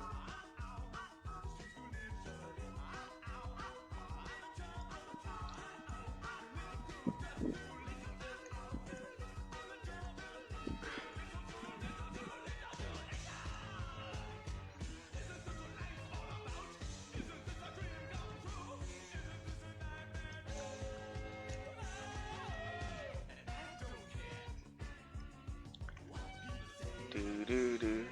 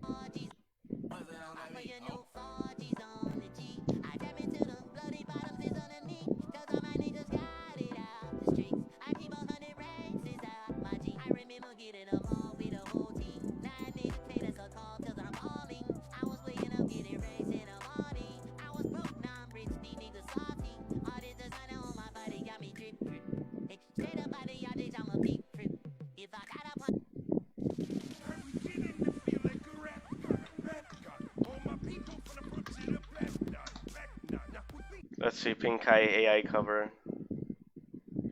Oh my god, Neko Arc. 今日はラーメンを作ります。楽しみですね。じゃあ始めましょう。Yeah, I still masturbate while eating top ramen at a faster rate in the bigger quantities. It counts as rape when I'm slurping at this unbelievable pace. I turn the temperature up all the way to sweat up on my face. If you give no effort, if you got no money, then I got a cheap method. Crack it open, throw it in a pan and let it cook, bitch. Now that's a real education. Fuck bucks. If you wanna make it in college, acknowledge all the flavors that be dropping mad knowledge on these pussy ass canned goods. We got chicken and beef, the beast, the manhood.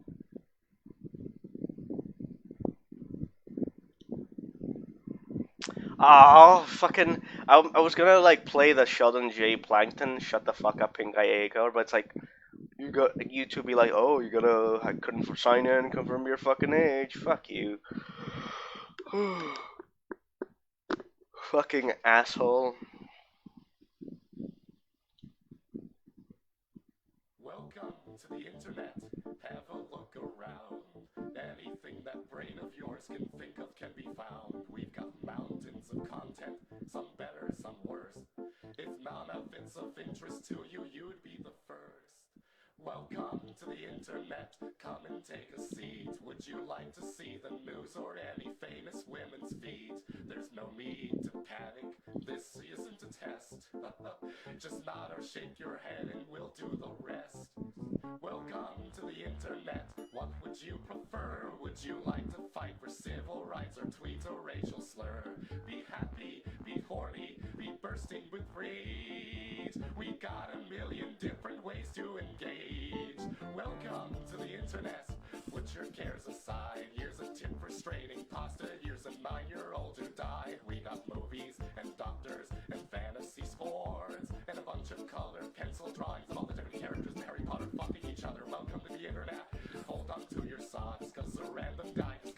sent you photos of his con. They are greedy and not putty. He just sent you more. Don't act surprised, you know you like it, you whore. See a man beheaded, get offended, see a shrink. Show us pictures of your children, tell us every thought you think. Start a rumor, buy a rumor, send a deferent to a Okay, that's actually good.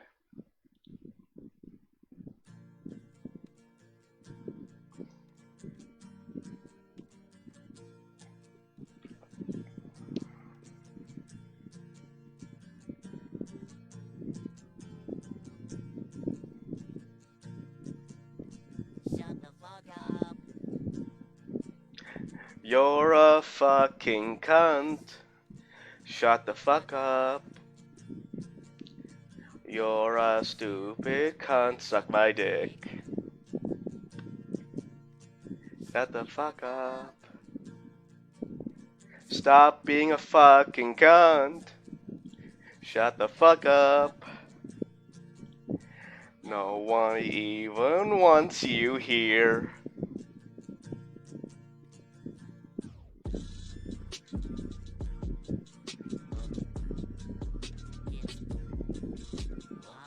Oh, I got an idea. I got an idea. I got an idea.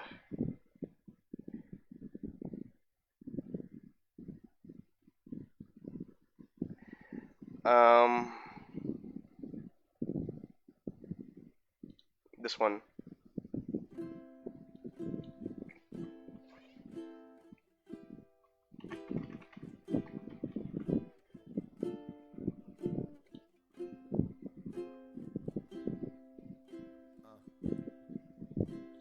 This one's called Fuck the Police, NWA cover, Pink Guy, Pink Guy. Okay, I thought this was gonna be an AI shit. On-site AI cover. I don't even know what the song says.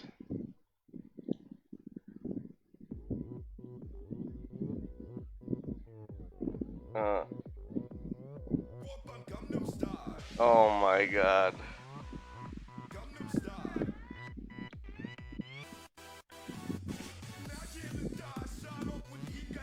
Okay, that was too good.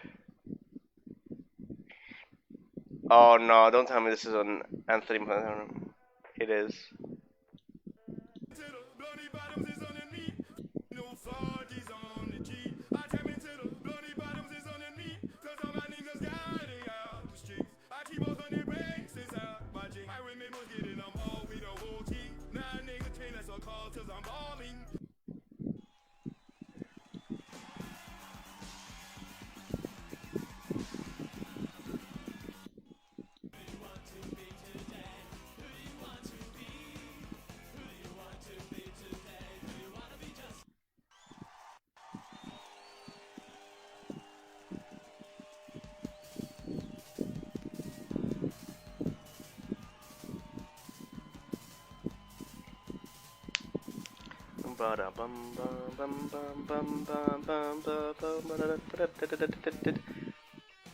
This is my private life. I have no friends to fear. No problems, no thoughts of fear. If you find me, get out of here.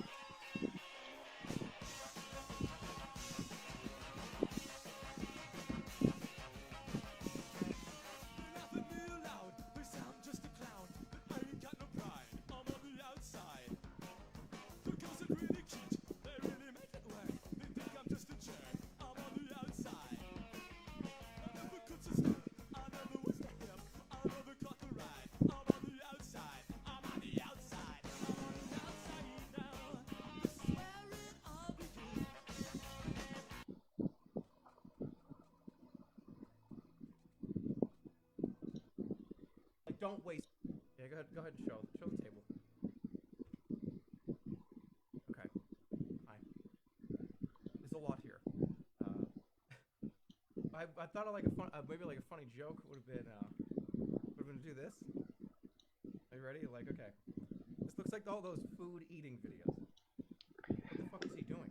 You're gonna get fat. Nice shirt. It's the Millennium Falcon. Relax. All right, so ready? Like, all this shit is here. I gotta do this. This is for me. Ready? Like. Okay, now somebody edit in like a bunch of noodles go to my mouth for the thumbnail. Ryan's toy review. Okay, now hold on. You gotta edit a big mozzarella stick right here. Ready? Like. You know what I mean? You gotta get the mozzarella stick. Nice plate. What? I actually kind of don't want to eat that, but whatever. All right. Yes. Look, I know people like don't waste food. I'm not gonna waste this. These bags of they can be rolled up and sealed, and they can be eaten later. I'm not gonna throw any of this shit away. I will eat it. This bag of Tootsie Rolls is gonna last 6 years. This is gonna last 6 years. It's gonna last a very, very long time. So don't worry. I don't want to mess up the setup. It looks great. How long do Tootsie Rolls even last? Does anybody know? Happy birthday. Drink the hot sauce.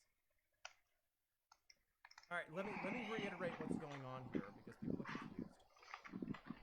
Nice window behind you. Just let the sun in. They last a long time. 6 years, hundreds of years.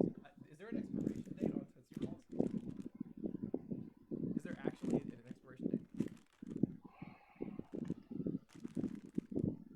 I don't think there's an expiration date.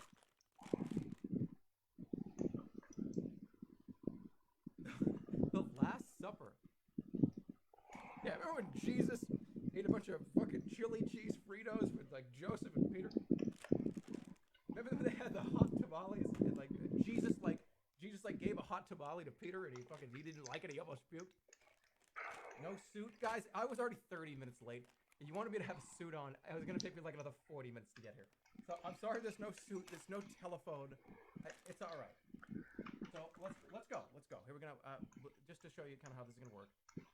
Right here. This should be the tier list, right? Show them for a second. Yeah, we're gonna face my own bullshit. We're gonna see. If I don't like it, it's going in F. Star Wars shirt. Yeah, I know. Suit next screen. 2 hours now. For fun. We gotta start with the fruit because it's gonna go bad if I don't eat it like right now. So, everything on that list right there. Everything on that list right there is stuff that has been an F. All my F candies. All my F chips. All my F sodas. Hey, hold on a minute. That's not F. Why is this up here? Oh, right, because I was gonna do on stream. I was gonna do the Coke versus Pepsi taste test challenge. I mean, I already know which one I like, but do you? Stick around for the whole video to find out. I'm doing that at the very fucking end. Make sure the fucking algorithm gives me extra views. Okay, so this is a Red Delicious apple. They taste like shit. They smell like shit, and they kind of look like shit. I know that I don't like Red Delicious. Everybody, who does? I don't think anybody does. Are they warm? These are freezing cold. I just got them out of the fridge. We're gonna find out if I actually really hate these. I have not. Okay, here's another thing that's really important to understand. Everything that's on this table, I don't think I've had in like 5 to 10 years, because I know I don't like it. Right? Why would you eat something you don't like? You ready? Red Delicious apple first. Here we go.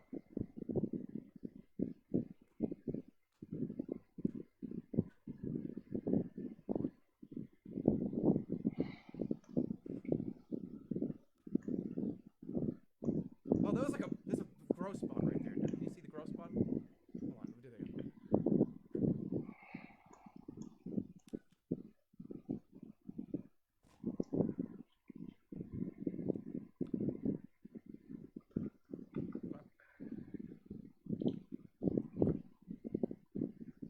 No, a spit bucket. Oh, apples! No, I'm fine. I have to swallow it, right?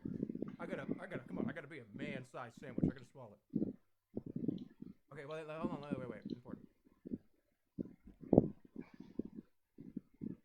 Actually, it really isn't even that bad. One more. I can't take more than like 2 bites.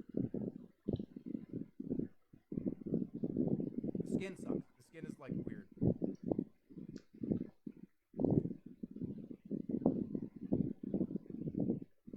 These are actually they're very sweet. I think that's one of the reasons why I don't like them.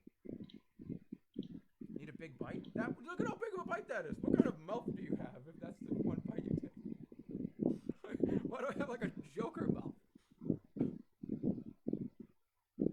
This is not F.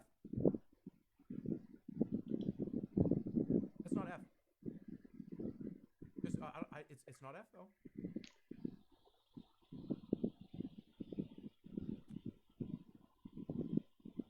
Fuck, this is actually kind of good. I wouldn't like want to. Okay, it's not B. It's probably C. I think Red Delicious Apple's going in C.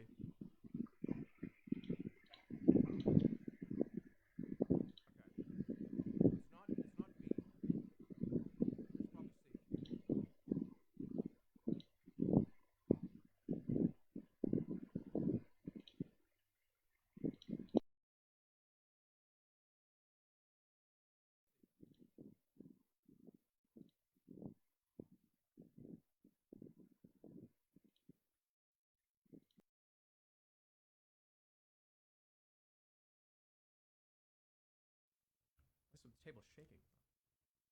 No, because like the AC just turned on. I thought like the fucking room was shaking. Yeah, that's a C. That's a C. It's not an F.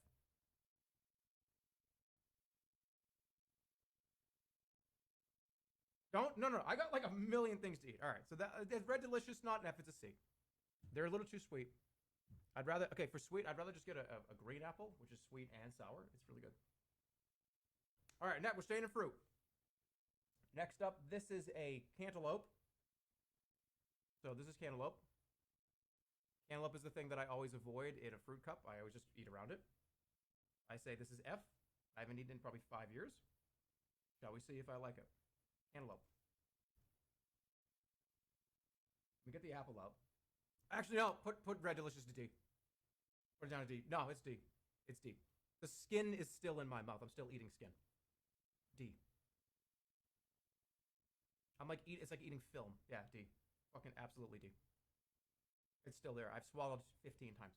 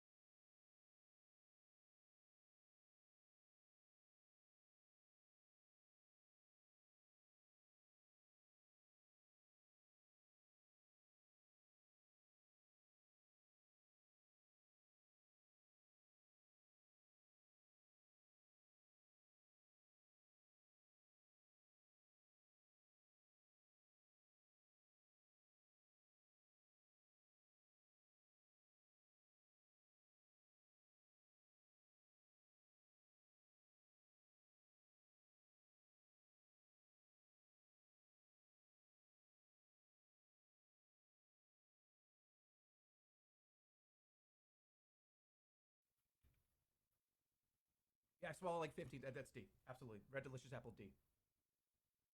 It's still there. There's still skin in my fucking mouth. It's in my teeth. It's like popcorn. Cantaloupe. Here we go.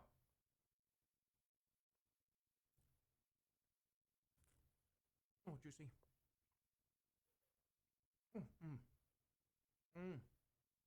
Watch. Oh my god.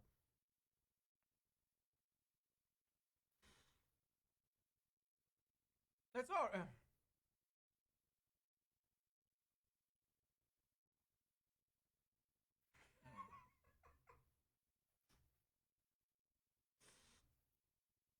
Somebody said this is gonna make me sick. I took a bite out of a fucking apple. What do you mean? Why?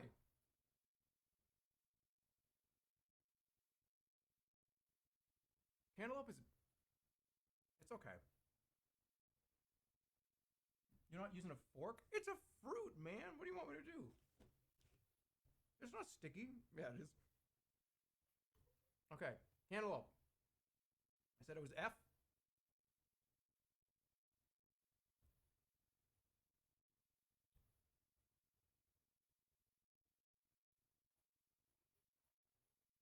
Oh, my palate cleanser. Right, I got pickled ginger. But no, I don't think so. I think that I would actually puke if I ate that right now. Yeah. I was gonna do this joke where when you go to a sushi restaurant and you order sushi and you're supposed to use the pickled ginger as a palate cleanser between each item. I was like, oh, that's kind of funny. What if, like, after every bite, I cleanse my palate with some ginger? But I don't think that would. I think I would actually throw up if I did that. So no, we're not doing that. Okay, cantaloupe. Stop distracting me.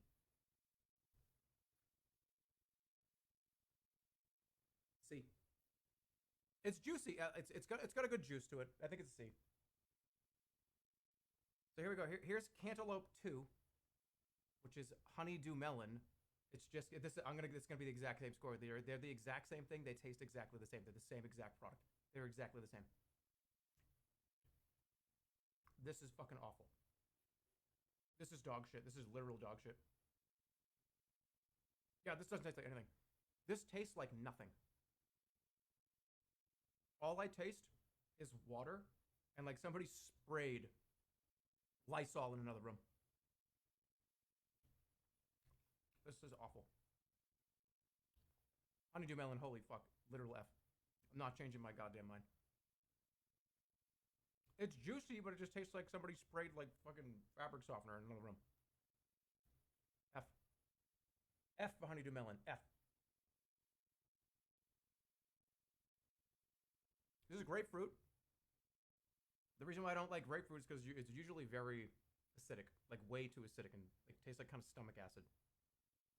And it smells like kind of good. You're wrong.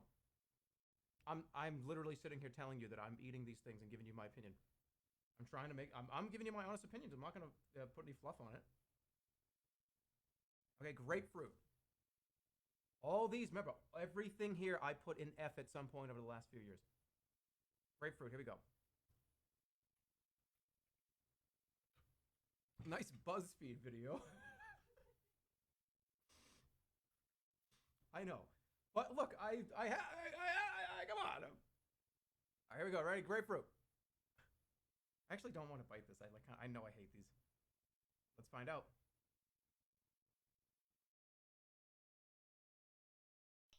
Be right back. I think my cats are fighting or some shit. I don't know. I hear cat noises. Be right back.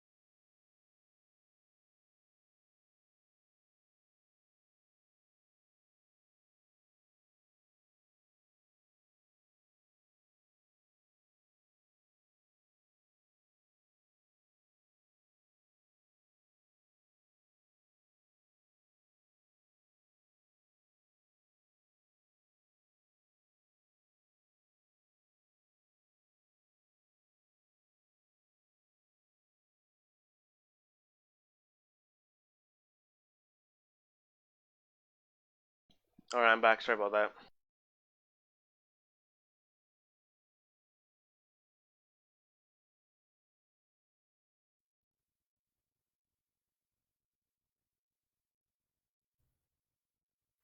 He's a F. This is fucking awful. It just tastes like acid. It's acid. It's just acid. Are these even okay? Are these good for you? Are these even good for you? Are these good for you? You need to put sugar on it. No. No. I'm not going to do the thing to make the thing supposed to taste better by adding bullshit to it. This is just the way it is. What you okay? Oh, dude, take the Red Delicious apple and put caramel all over it, and then you'll like it. No, I'm sorry. I'm sorry. These are F. This is bad. This stays in F, where it belongs. Yeah, I know.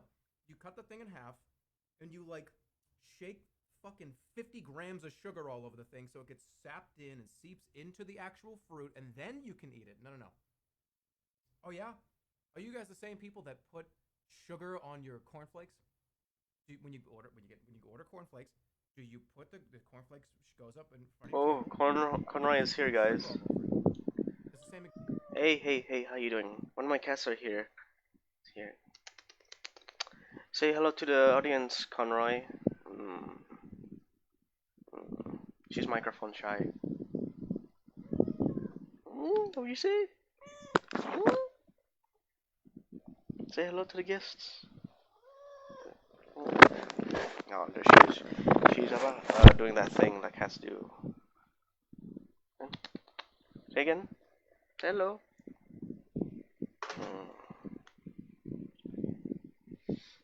She really cares for me.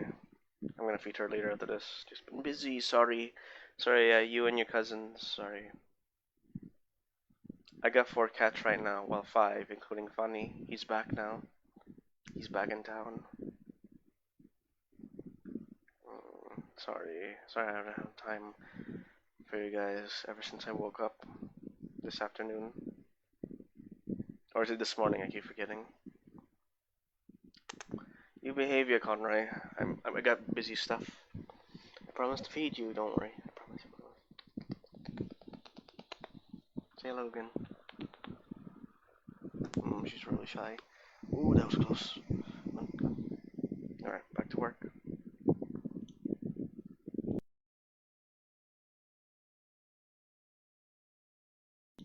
And now she's going for some reason. What is it, Conroy? Possibly a fly. Exact thing. It's an animal-style grapefruit. It's how you're supposed to eat it. I'm just telling you right now, the fruit by itself is an F. If you add sugar to something, a shitload of sugar, it's like, yeah, it's probably going to be better. I mean, I could literally probably open up the Fun Dip and like put it on there, and then it's like the same thing. God, Fun Dip sucks.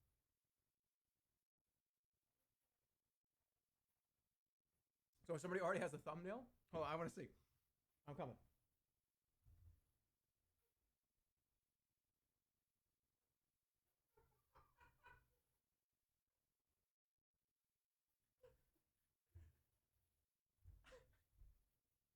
That's pretty good. That's pretty good.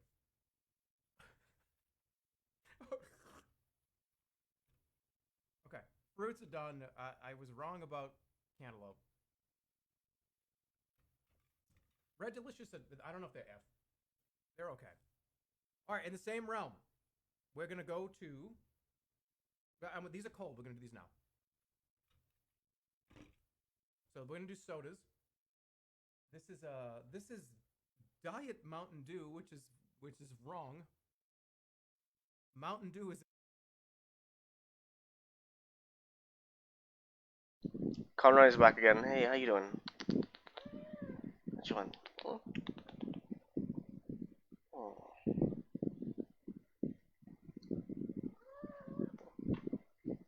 Hey! Don't press. Do not press the keyboard.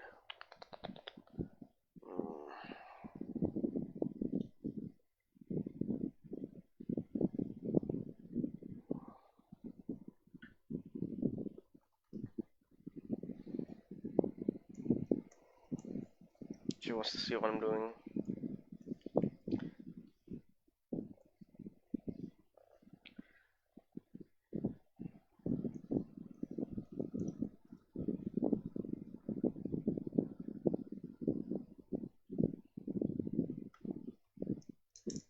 Alright, so I'm still doing on, what's his name, Sam now. An F for me. So Diet Mountain Dew is probably like not allowed to eat in the store. Diet Mountain Dew is probably fucking terrible. It's disgusting. I don't. It sucks. Why would you make Diet Mountain Dew? Why? What's the point of making a Diet Mountain Dew? Listen to that. Hold on. This is for the video. This is for the fucking like eating channel video.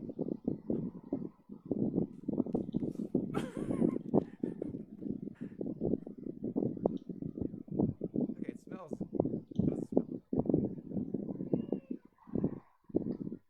Apa? How does it smell? Diet Mountain Dew. You ready? Let's give you the honest opinion.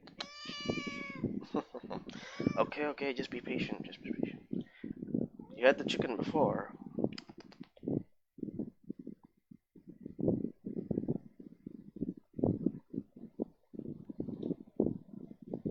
She said you.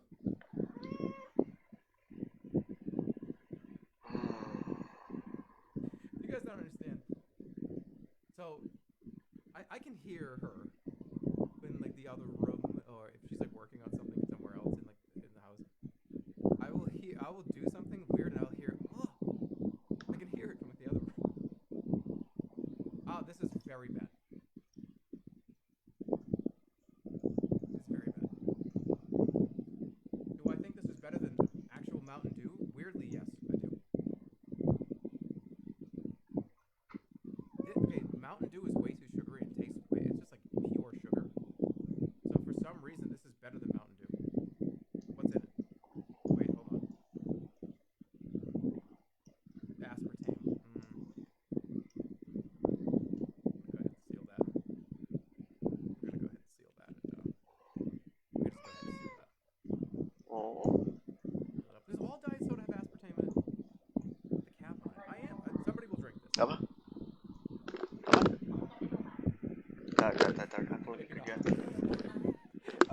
Tahu. Diet Mountain Dew, dog. Hah? It's fucking awful. It's literally F, but it's Enggak, udah lama. Mountain Dew. I'm sorry, I just don't like Mountain Dew. I know people love Mountain Dew. Oh, Mountain Apaan? Dew is so good. I don't like that. Here's Apa? did I put this in F or have I never tried this? Nggak tahu, up to you. Kenapa? Hold on. Apaan? Iya, kenapa? Nggak tahu, salad maybe?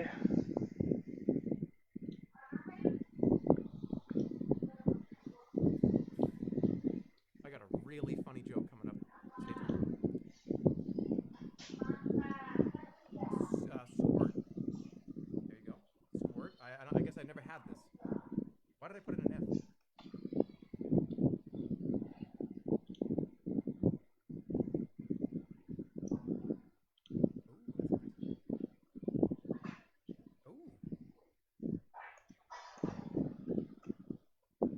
Okay, I've drank it. I've had Fresca before. Oh, did we put Mountain Dew in F? Okay, just make sure. Squirt. I've had Fresca. Fresca's a little too harsh somehow. This is pretty smooth.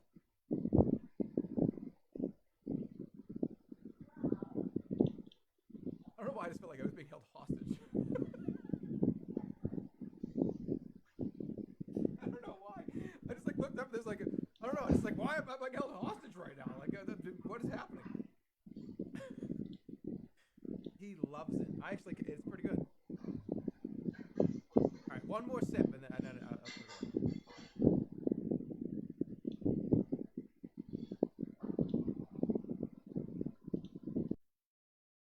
I think this is a solid B. I think Squirt's a solid B. It's not. I can tell. I'm gonna start like it's a lot. It's bubbly. He's breaking from the simulation. I think this is a B. I would drink this again, and I will because it's gonna go in the fridge and I'm gonna drink it later. Squirts of B. I'm actually very surprised. It's lighter than Fresca somehow. I can't hide. I literally can't hide. Yes, I can. Okay.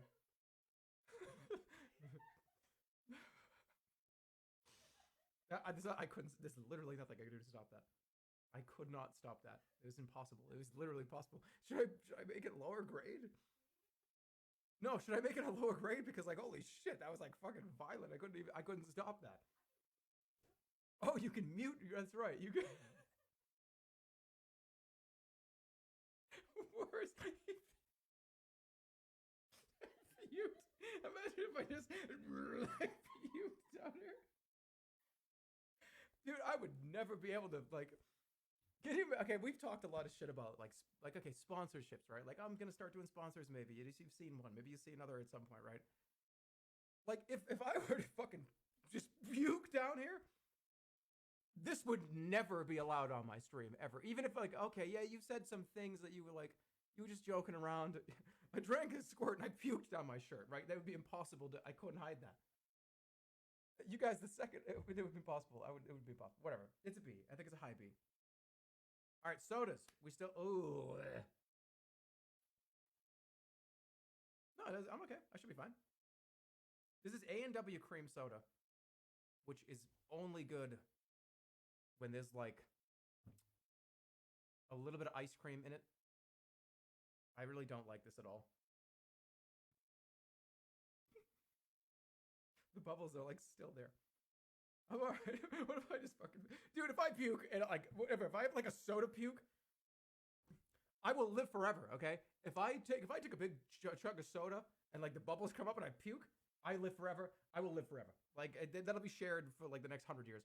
I'll be the guy that like puked on his stream like with bubble pukes, and I will live forever. I will never die. It'll be impossible for me. I'll live forever. Okay, oh, this is the joke I was gonna make. No, that's disgusting. Why would I make that joke? I was gonna make it like a fart thing, where I was gonna be like, you know what I mean? Like, you know what I'm saying? Do you guys want music? How you guys feel?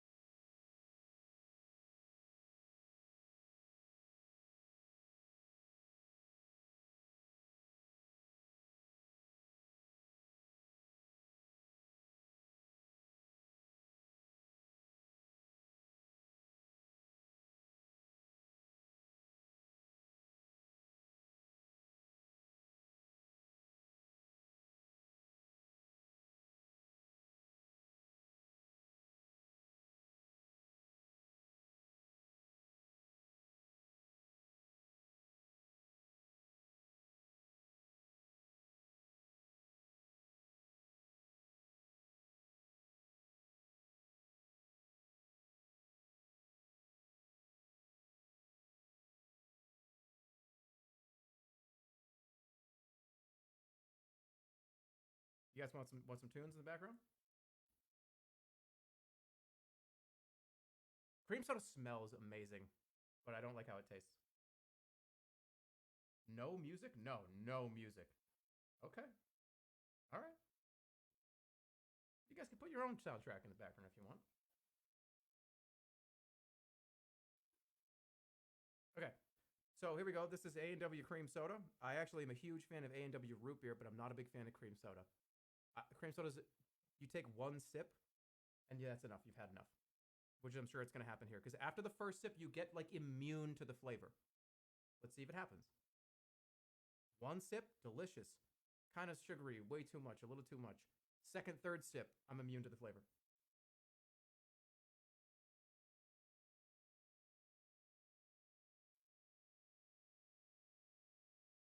What the fuck? Oh my god. Huh? Oh my god, there's 76 grams of sugar in this bottle. Wait, no, yeah. 76 grams of sugar? I thought it was like 40. What's in a Coke? 60, 65. God damn, that's a lot of sugar. Okay, so again, like my issue with cream soda is I can tell you I knew it was going to be bad. It's like syrupy. It's thicker than a regular soda. It's thick. Yeah, and now I'm immune to the flavor. I taste like kind of sweetness and bubbles. The cream soda flavor doesn't exist.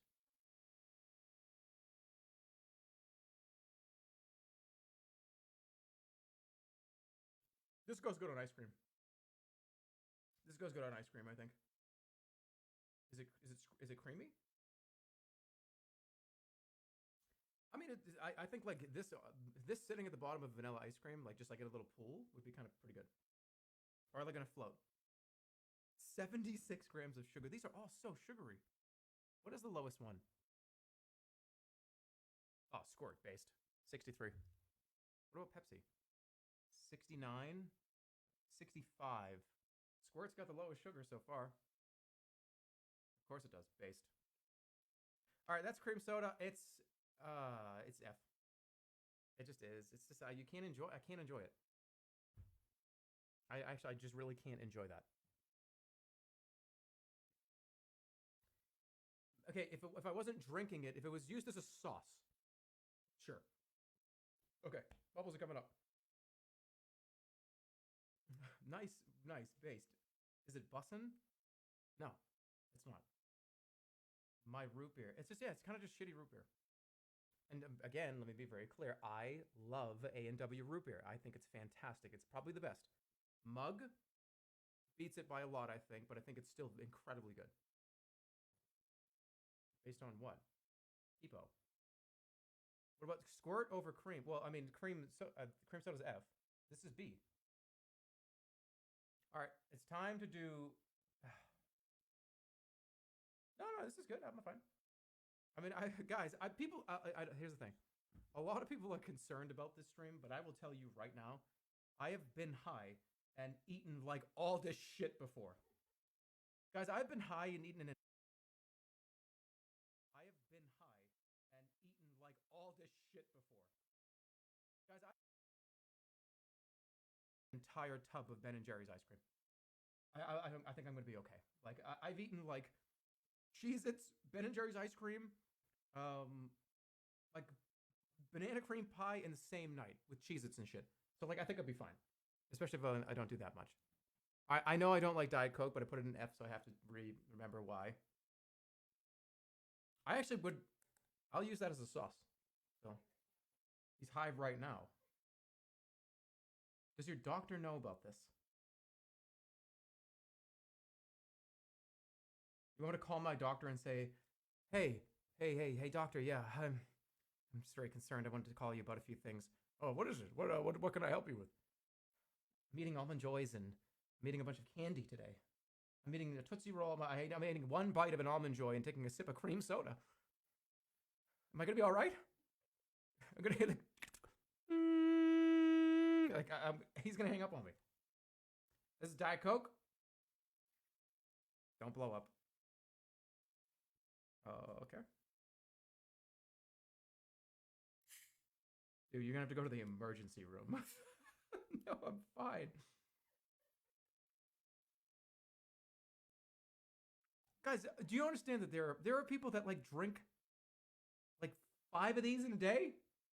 All the concerned Andes in here. How many fucking monsters did you have today? How many monsters did you have today? How many of those have you had today? Interesting. Don't take a sip out of cream soda, Jeremy, but like oh yeah, Monster Extra Fire or whatever the fuck it is. 0 to my entire life. All right, well, whatever. You understand? This is Coke and it's F. This is Diet Coke. Whoa, be careful.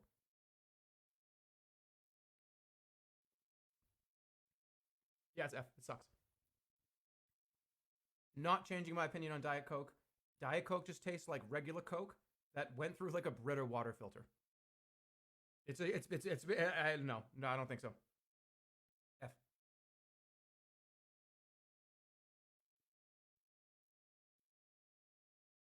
F.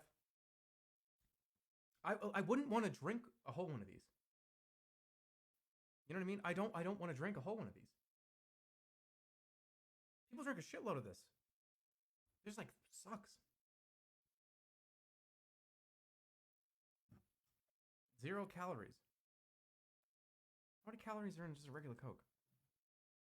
240.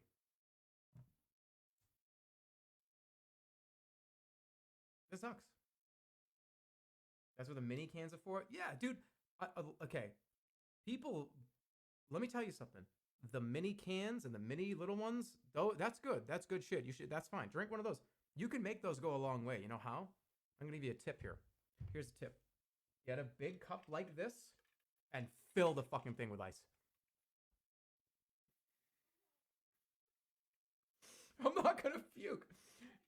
No, I'm not gonna puke. It's literally just bubbles. Every time I drink soda, I get like fucking gassy, okay? So don't everybody freak out. You get a big cup like this and you fill the fucking thing with ice. I'm talking to the brim. When you pour in half of that goddamn can, it's gonna fill the whole thing and you can enjoy it for like an hour if you want to, right?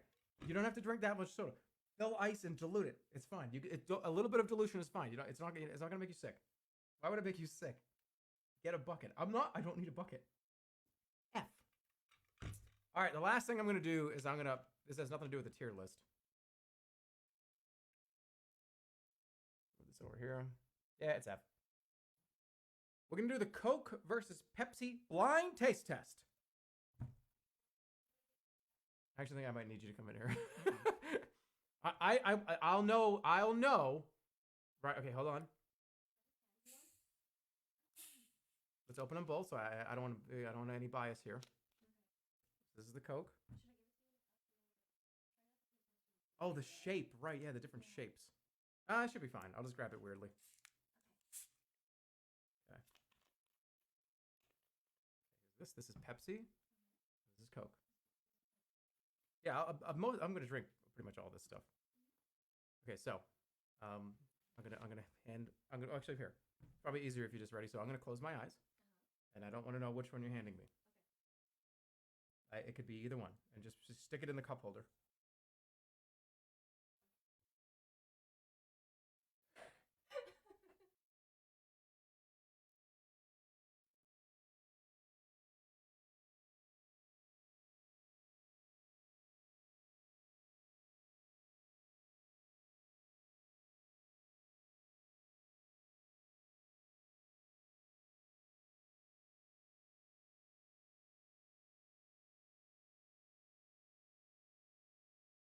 Mm-hmm.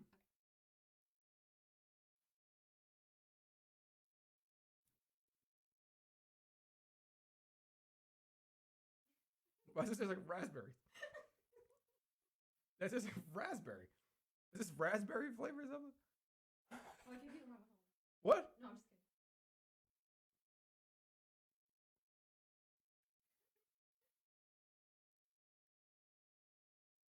I don't like that one. I'm done with that one. Give me see the other one, please. The other one? Yeah, let me do the other one more time. All right.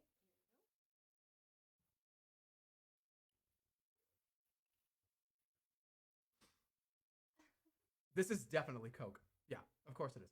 Of course it is. This is the classic Coke flavor. The other one was raspberry. What is it? Yeah, that Pepsi is way worse than Coke. Coke is way better. Okay, well, first of all, like this like tastes like it has other flavors in it. Coke kind of hurts. When you drink Coke, it has that kind of like it's like a bite, which I like way more than Pepsi. Let me just do the, now that I can see it, let me see.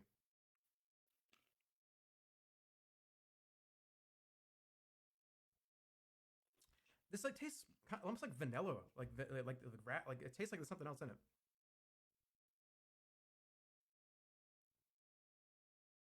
Citric acid. Is there citric acid in Coke? Bro, no, there's not. No, that's the difference. It's citric acid. That's the difference. There's citric acid in Pepsi and this phosphoric acid in Coke. That's why it tastes like kind of like fruity. Okay. Coke's way better. Coke is like A. Pepsi is like, it's not bad. Did I put it in F? I got high for a second because I'm gonna burp. Everybody probably thought I was about to puke. Everybody's probably like, oh shit, he's puking. No, I just wanted to hide because I didn't want to burp into the fucking microphone. Pepsi is a C minus. It's not F. It's not fair to call it F. Coke is way better. Go down to like fucking puke. All right, there's your sodas. The one that surprised me is probably Squirt. The first time I probably ever had it. I move away from the mic to put the Coke cap on. Yeah, I got it. These all go in the fridge. I will absolutely drink all the Pepsi. I'll drink all the Coke. This will be used as a sauce. I'll drink all this. I'll drink all that. I'll have to. Okay. Coke is A. Pepsi is C. That's my opinion. I know you probably love Pepsi, but it's got fruits in it somehow. It tastes like it's got fruits in it. So that's it. What's in here? Oh, my green tea powder. Perfect. All right, there's your soda, there's your fruit. We're going to move on. Let's stay in the sugar realm. Why not? Let's move to chocolate. This is Almond Joy. These are both, to me, old people eat these. This is like, I imagine an old guy sitting just kind of in a rocking chair, just like, they're like, these are like 1920 or something. These are all old, and old people eat these, and I don't like them. And they're made by this, look, you can tell, they're the same game company made these. This fucking asset flip. It's just a Unity flip. It's an asset flip. All right, this is Almond Joy. I'm only going to take like one bite of this. Oh, it's like a little sectioned off here. Okay, so this is what it looks like. This is what an Almond Joy is.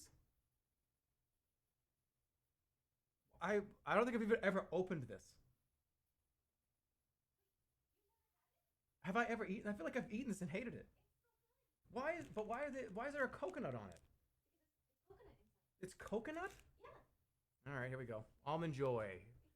Almond Joy, everybody. Here we go.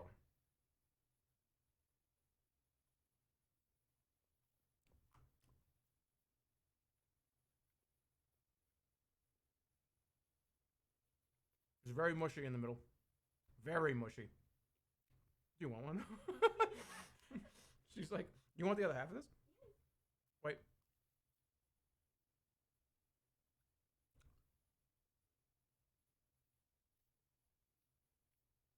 It's definitely not F. It's like too mushy. There's like too much fiber in the middle.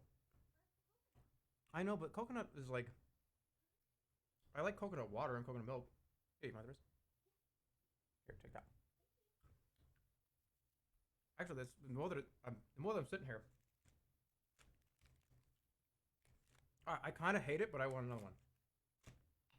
Hold on. I'm very texture based.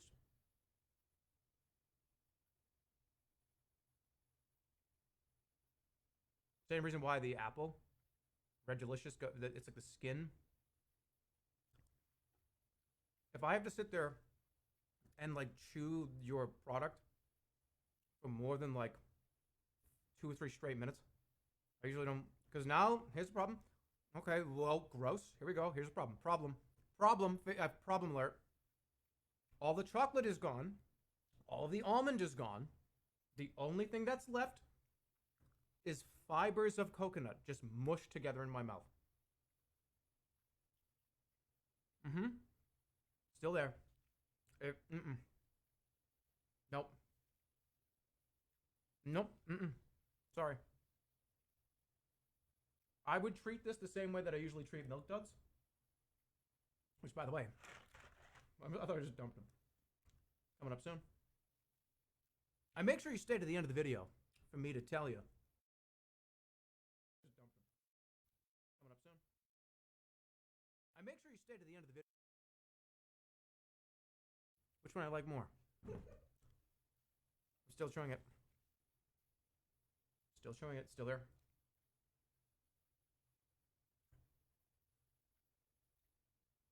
Oh, it's slow. It's getting slowly down past D. It's just D. It's D. I'm sorry. I'm still chewing the fucking coconut fibers. Almond Joy. Honey, I'm sorry. These are D. Oh, it's still there. I don't want to eat this for that.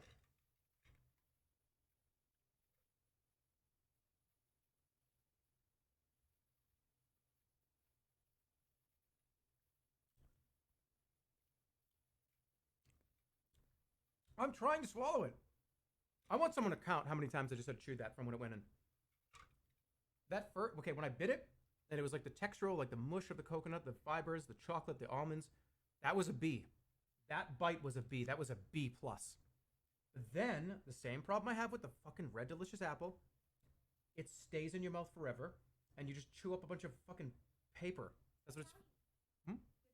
It is good value. If you like chewing coconut. That was a B+ initial reaction, and then like a D. So I don't think it's F. F is kind of unfair.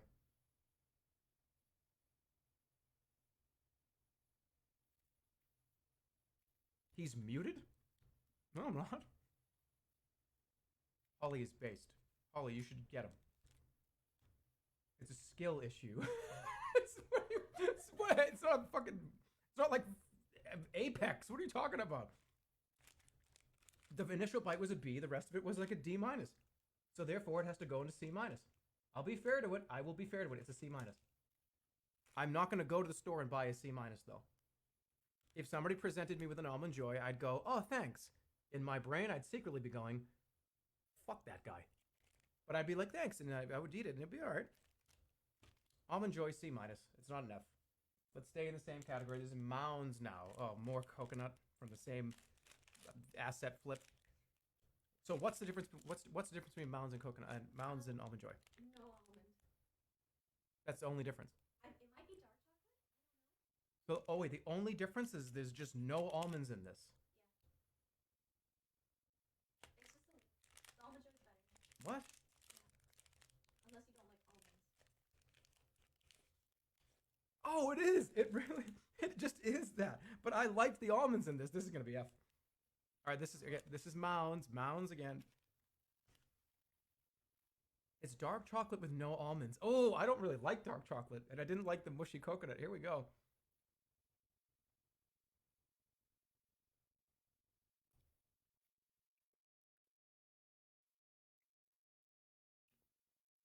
Okay. You know those like chocolate shops? You go in and they have like the, oh, pick like 10, pick a box of 10. And they have like the little things where it's like, oh, this one's filled with raspberry goo, and this one has like fucking peach schnapps in it. That just reminds me of one of those. Hold on.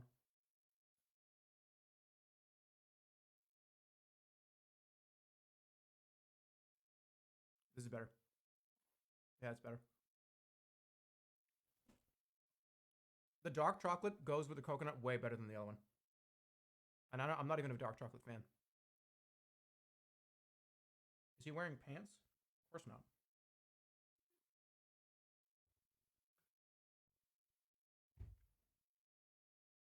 These were both in F. Put Almond Joy at D. Oh, okay. It's already there. Again, same problem. Alert. Red alert. Okay, if there was like coconut flavored juice in the middle, these would be like B.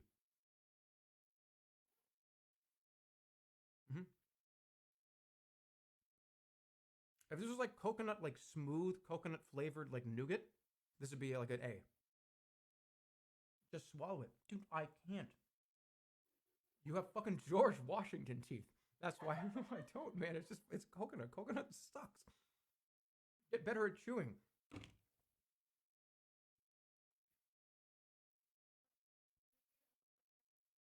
No, I'm gonna. This is a man-sized sandwich here. That first bite was better than this first bite. I put that in D. This is going to C. It's not an F.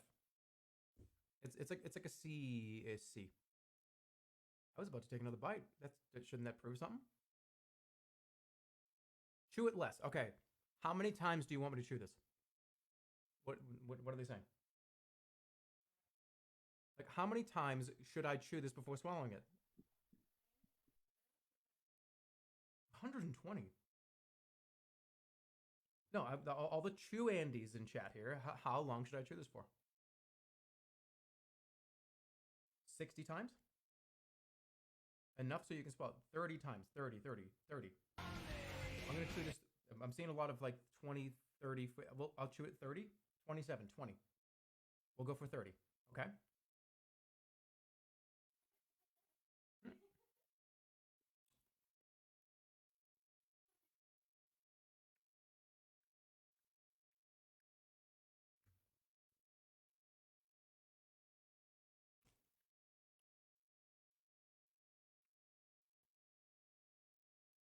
I can't. I fucking can't.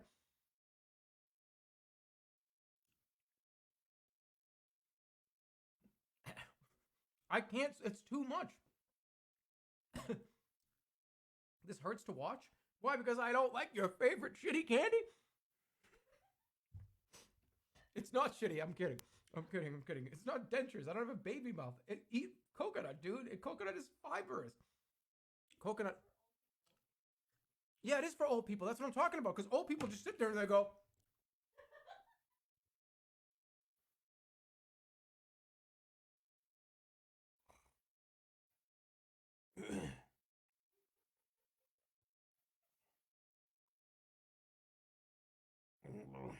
Yeah, that's why it's for old people. Because they chew the fuck out of it. All right, it's a C. And that's all I have to say. And I'm not saying anymore. And you won't be able to get me to change my opinion. Okay, chocolate. What else we got? Tootsie Rolls. Why not?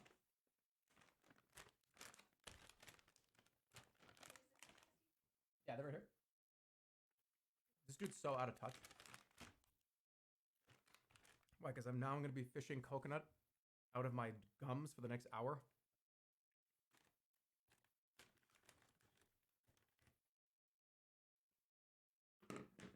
Tootsie Rolls were they F or D? I think they were low D or high F. Just a see, nothing here. Not just no strings or anything. See, there's nothing here. See, Tootsie Roll, just a regular, just generic Tootsie Roll.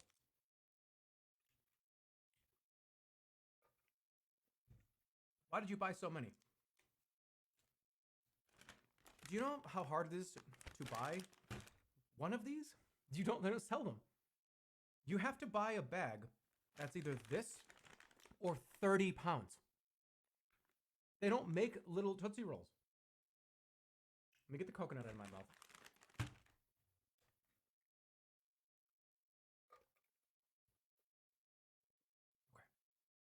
This is not man-sized. It doesn't matter. Okay, coconut's gone. Remember, mouthfeel is very important. I'm a very texture-based person.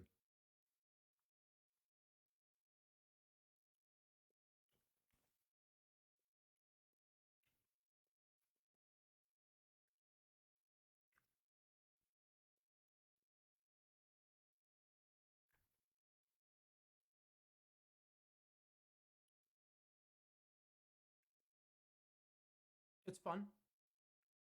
It's fun to do. Doesn't taste very good. You know why I don't like Tootsie Rolls? Figuring it out right now. It tastes more like candy than it does chocolate.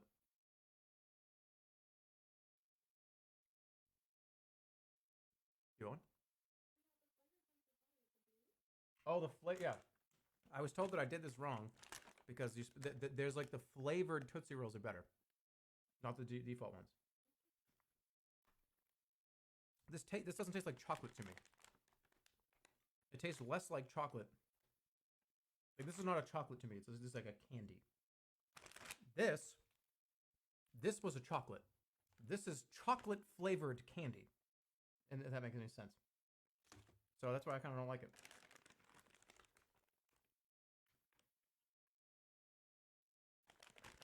Midgies? What is a midgie? Is this like from what countries did I get these from? Midgie? Is that like Finnish? Is that Finnish for like middle? Midgie.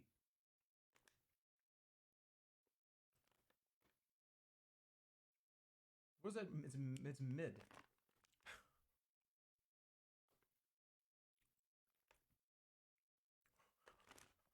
It's mid. Is it? What is that like? Is it a different language? Is it Australian? Wait, this is not Australian. Is English? It's mid-grade. It's mid-grade. It's not mid. All right, we are. Don't say it's mid-grade. I didn't say that. I didn't say that. Tootsie Roll, if you're watching the stream right now, I didn't say mid-grade. Hold on. They said that. I didn't say it. It's F. I said it was F, but they're saying mid-grade, which that's not what I said. I said it's F. That means that I don't like them very much. That means I actually don't like them. I see the appeal, though. I just wouldn't want. Okay. Look, if they would, these are gonna go like this. Yeah. Okay. So this is what's gonna happen to the Tootsie Rolls. They're gonna roll up like this. They're gonna go into a box, and they're gonna sit in a closet forever. They expire in 2024. I'm going to go into the closet sometimes. I'm gonna go into the pantry sometimes, and I'm going to look at it a year from now and go, oh, yeah, sure, I'll eat one. I'll eat one of these, maybe two of these in the next year. Trick-or-treaters? No trick-or-treaters don't want little Tootsie Rolls. The trick-or-treaters want king-size Reese's. That's what they want. All right, this Tootsie Rolls, they're F. They will be probably eaten eventually. No trick-or-treater wants a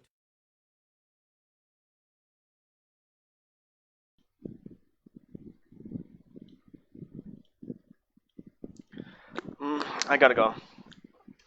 I'm gonna stream this again soon. Catch you later. Thanks for the watch.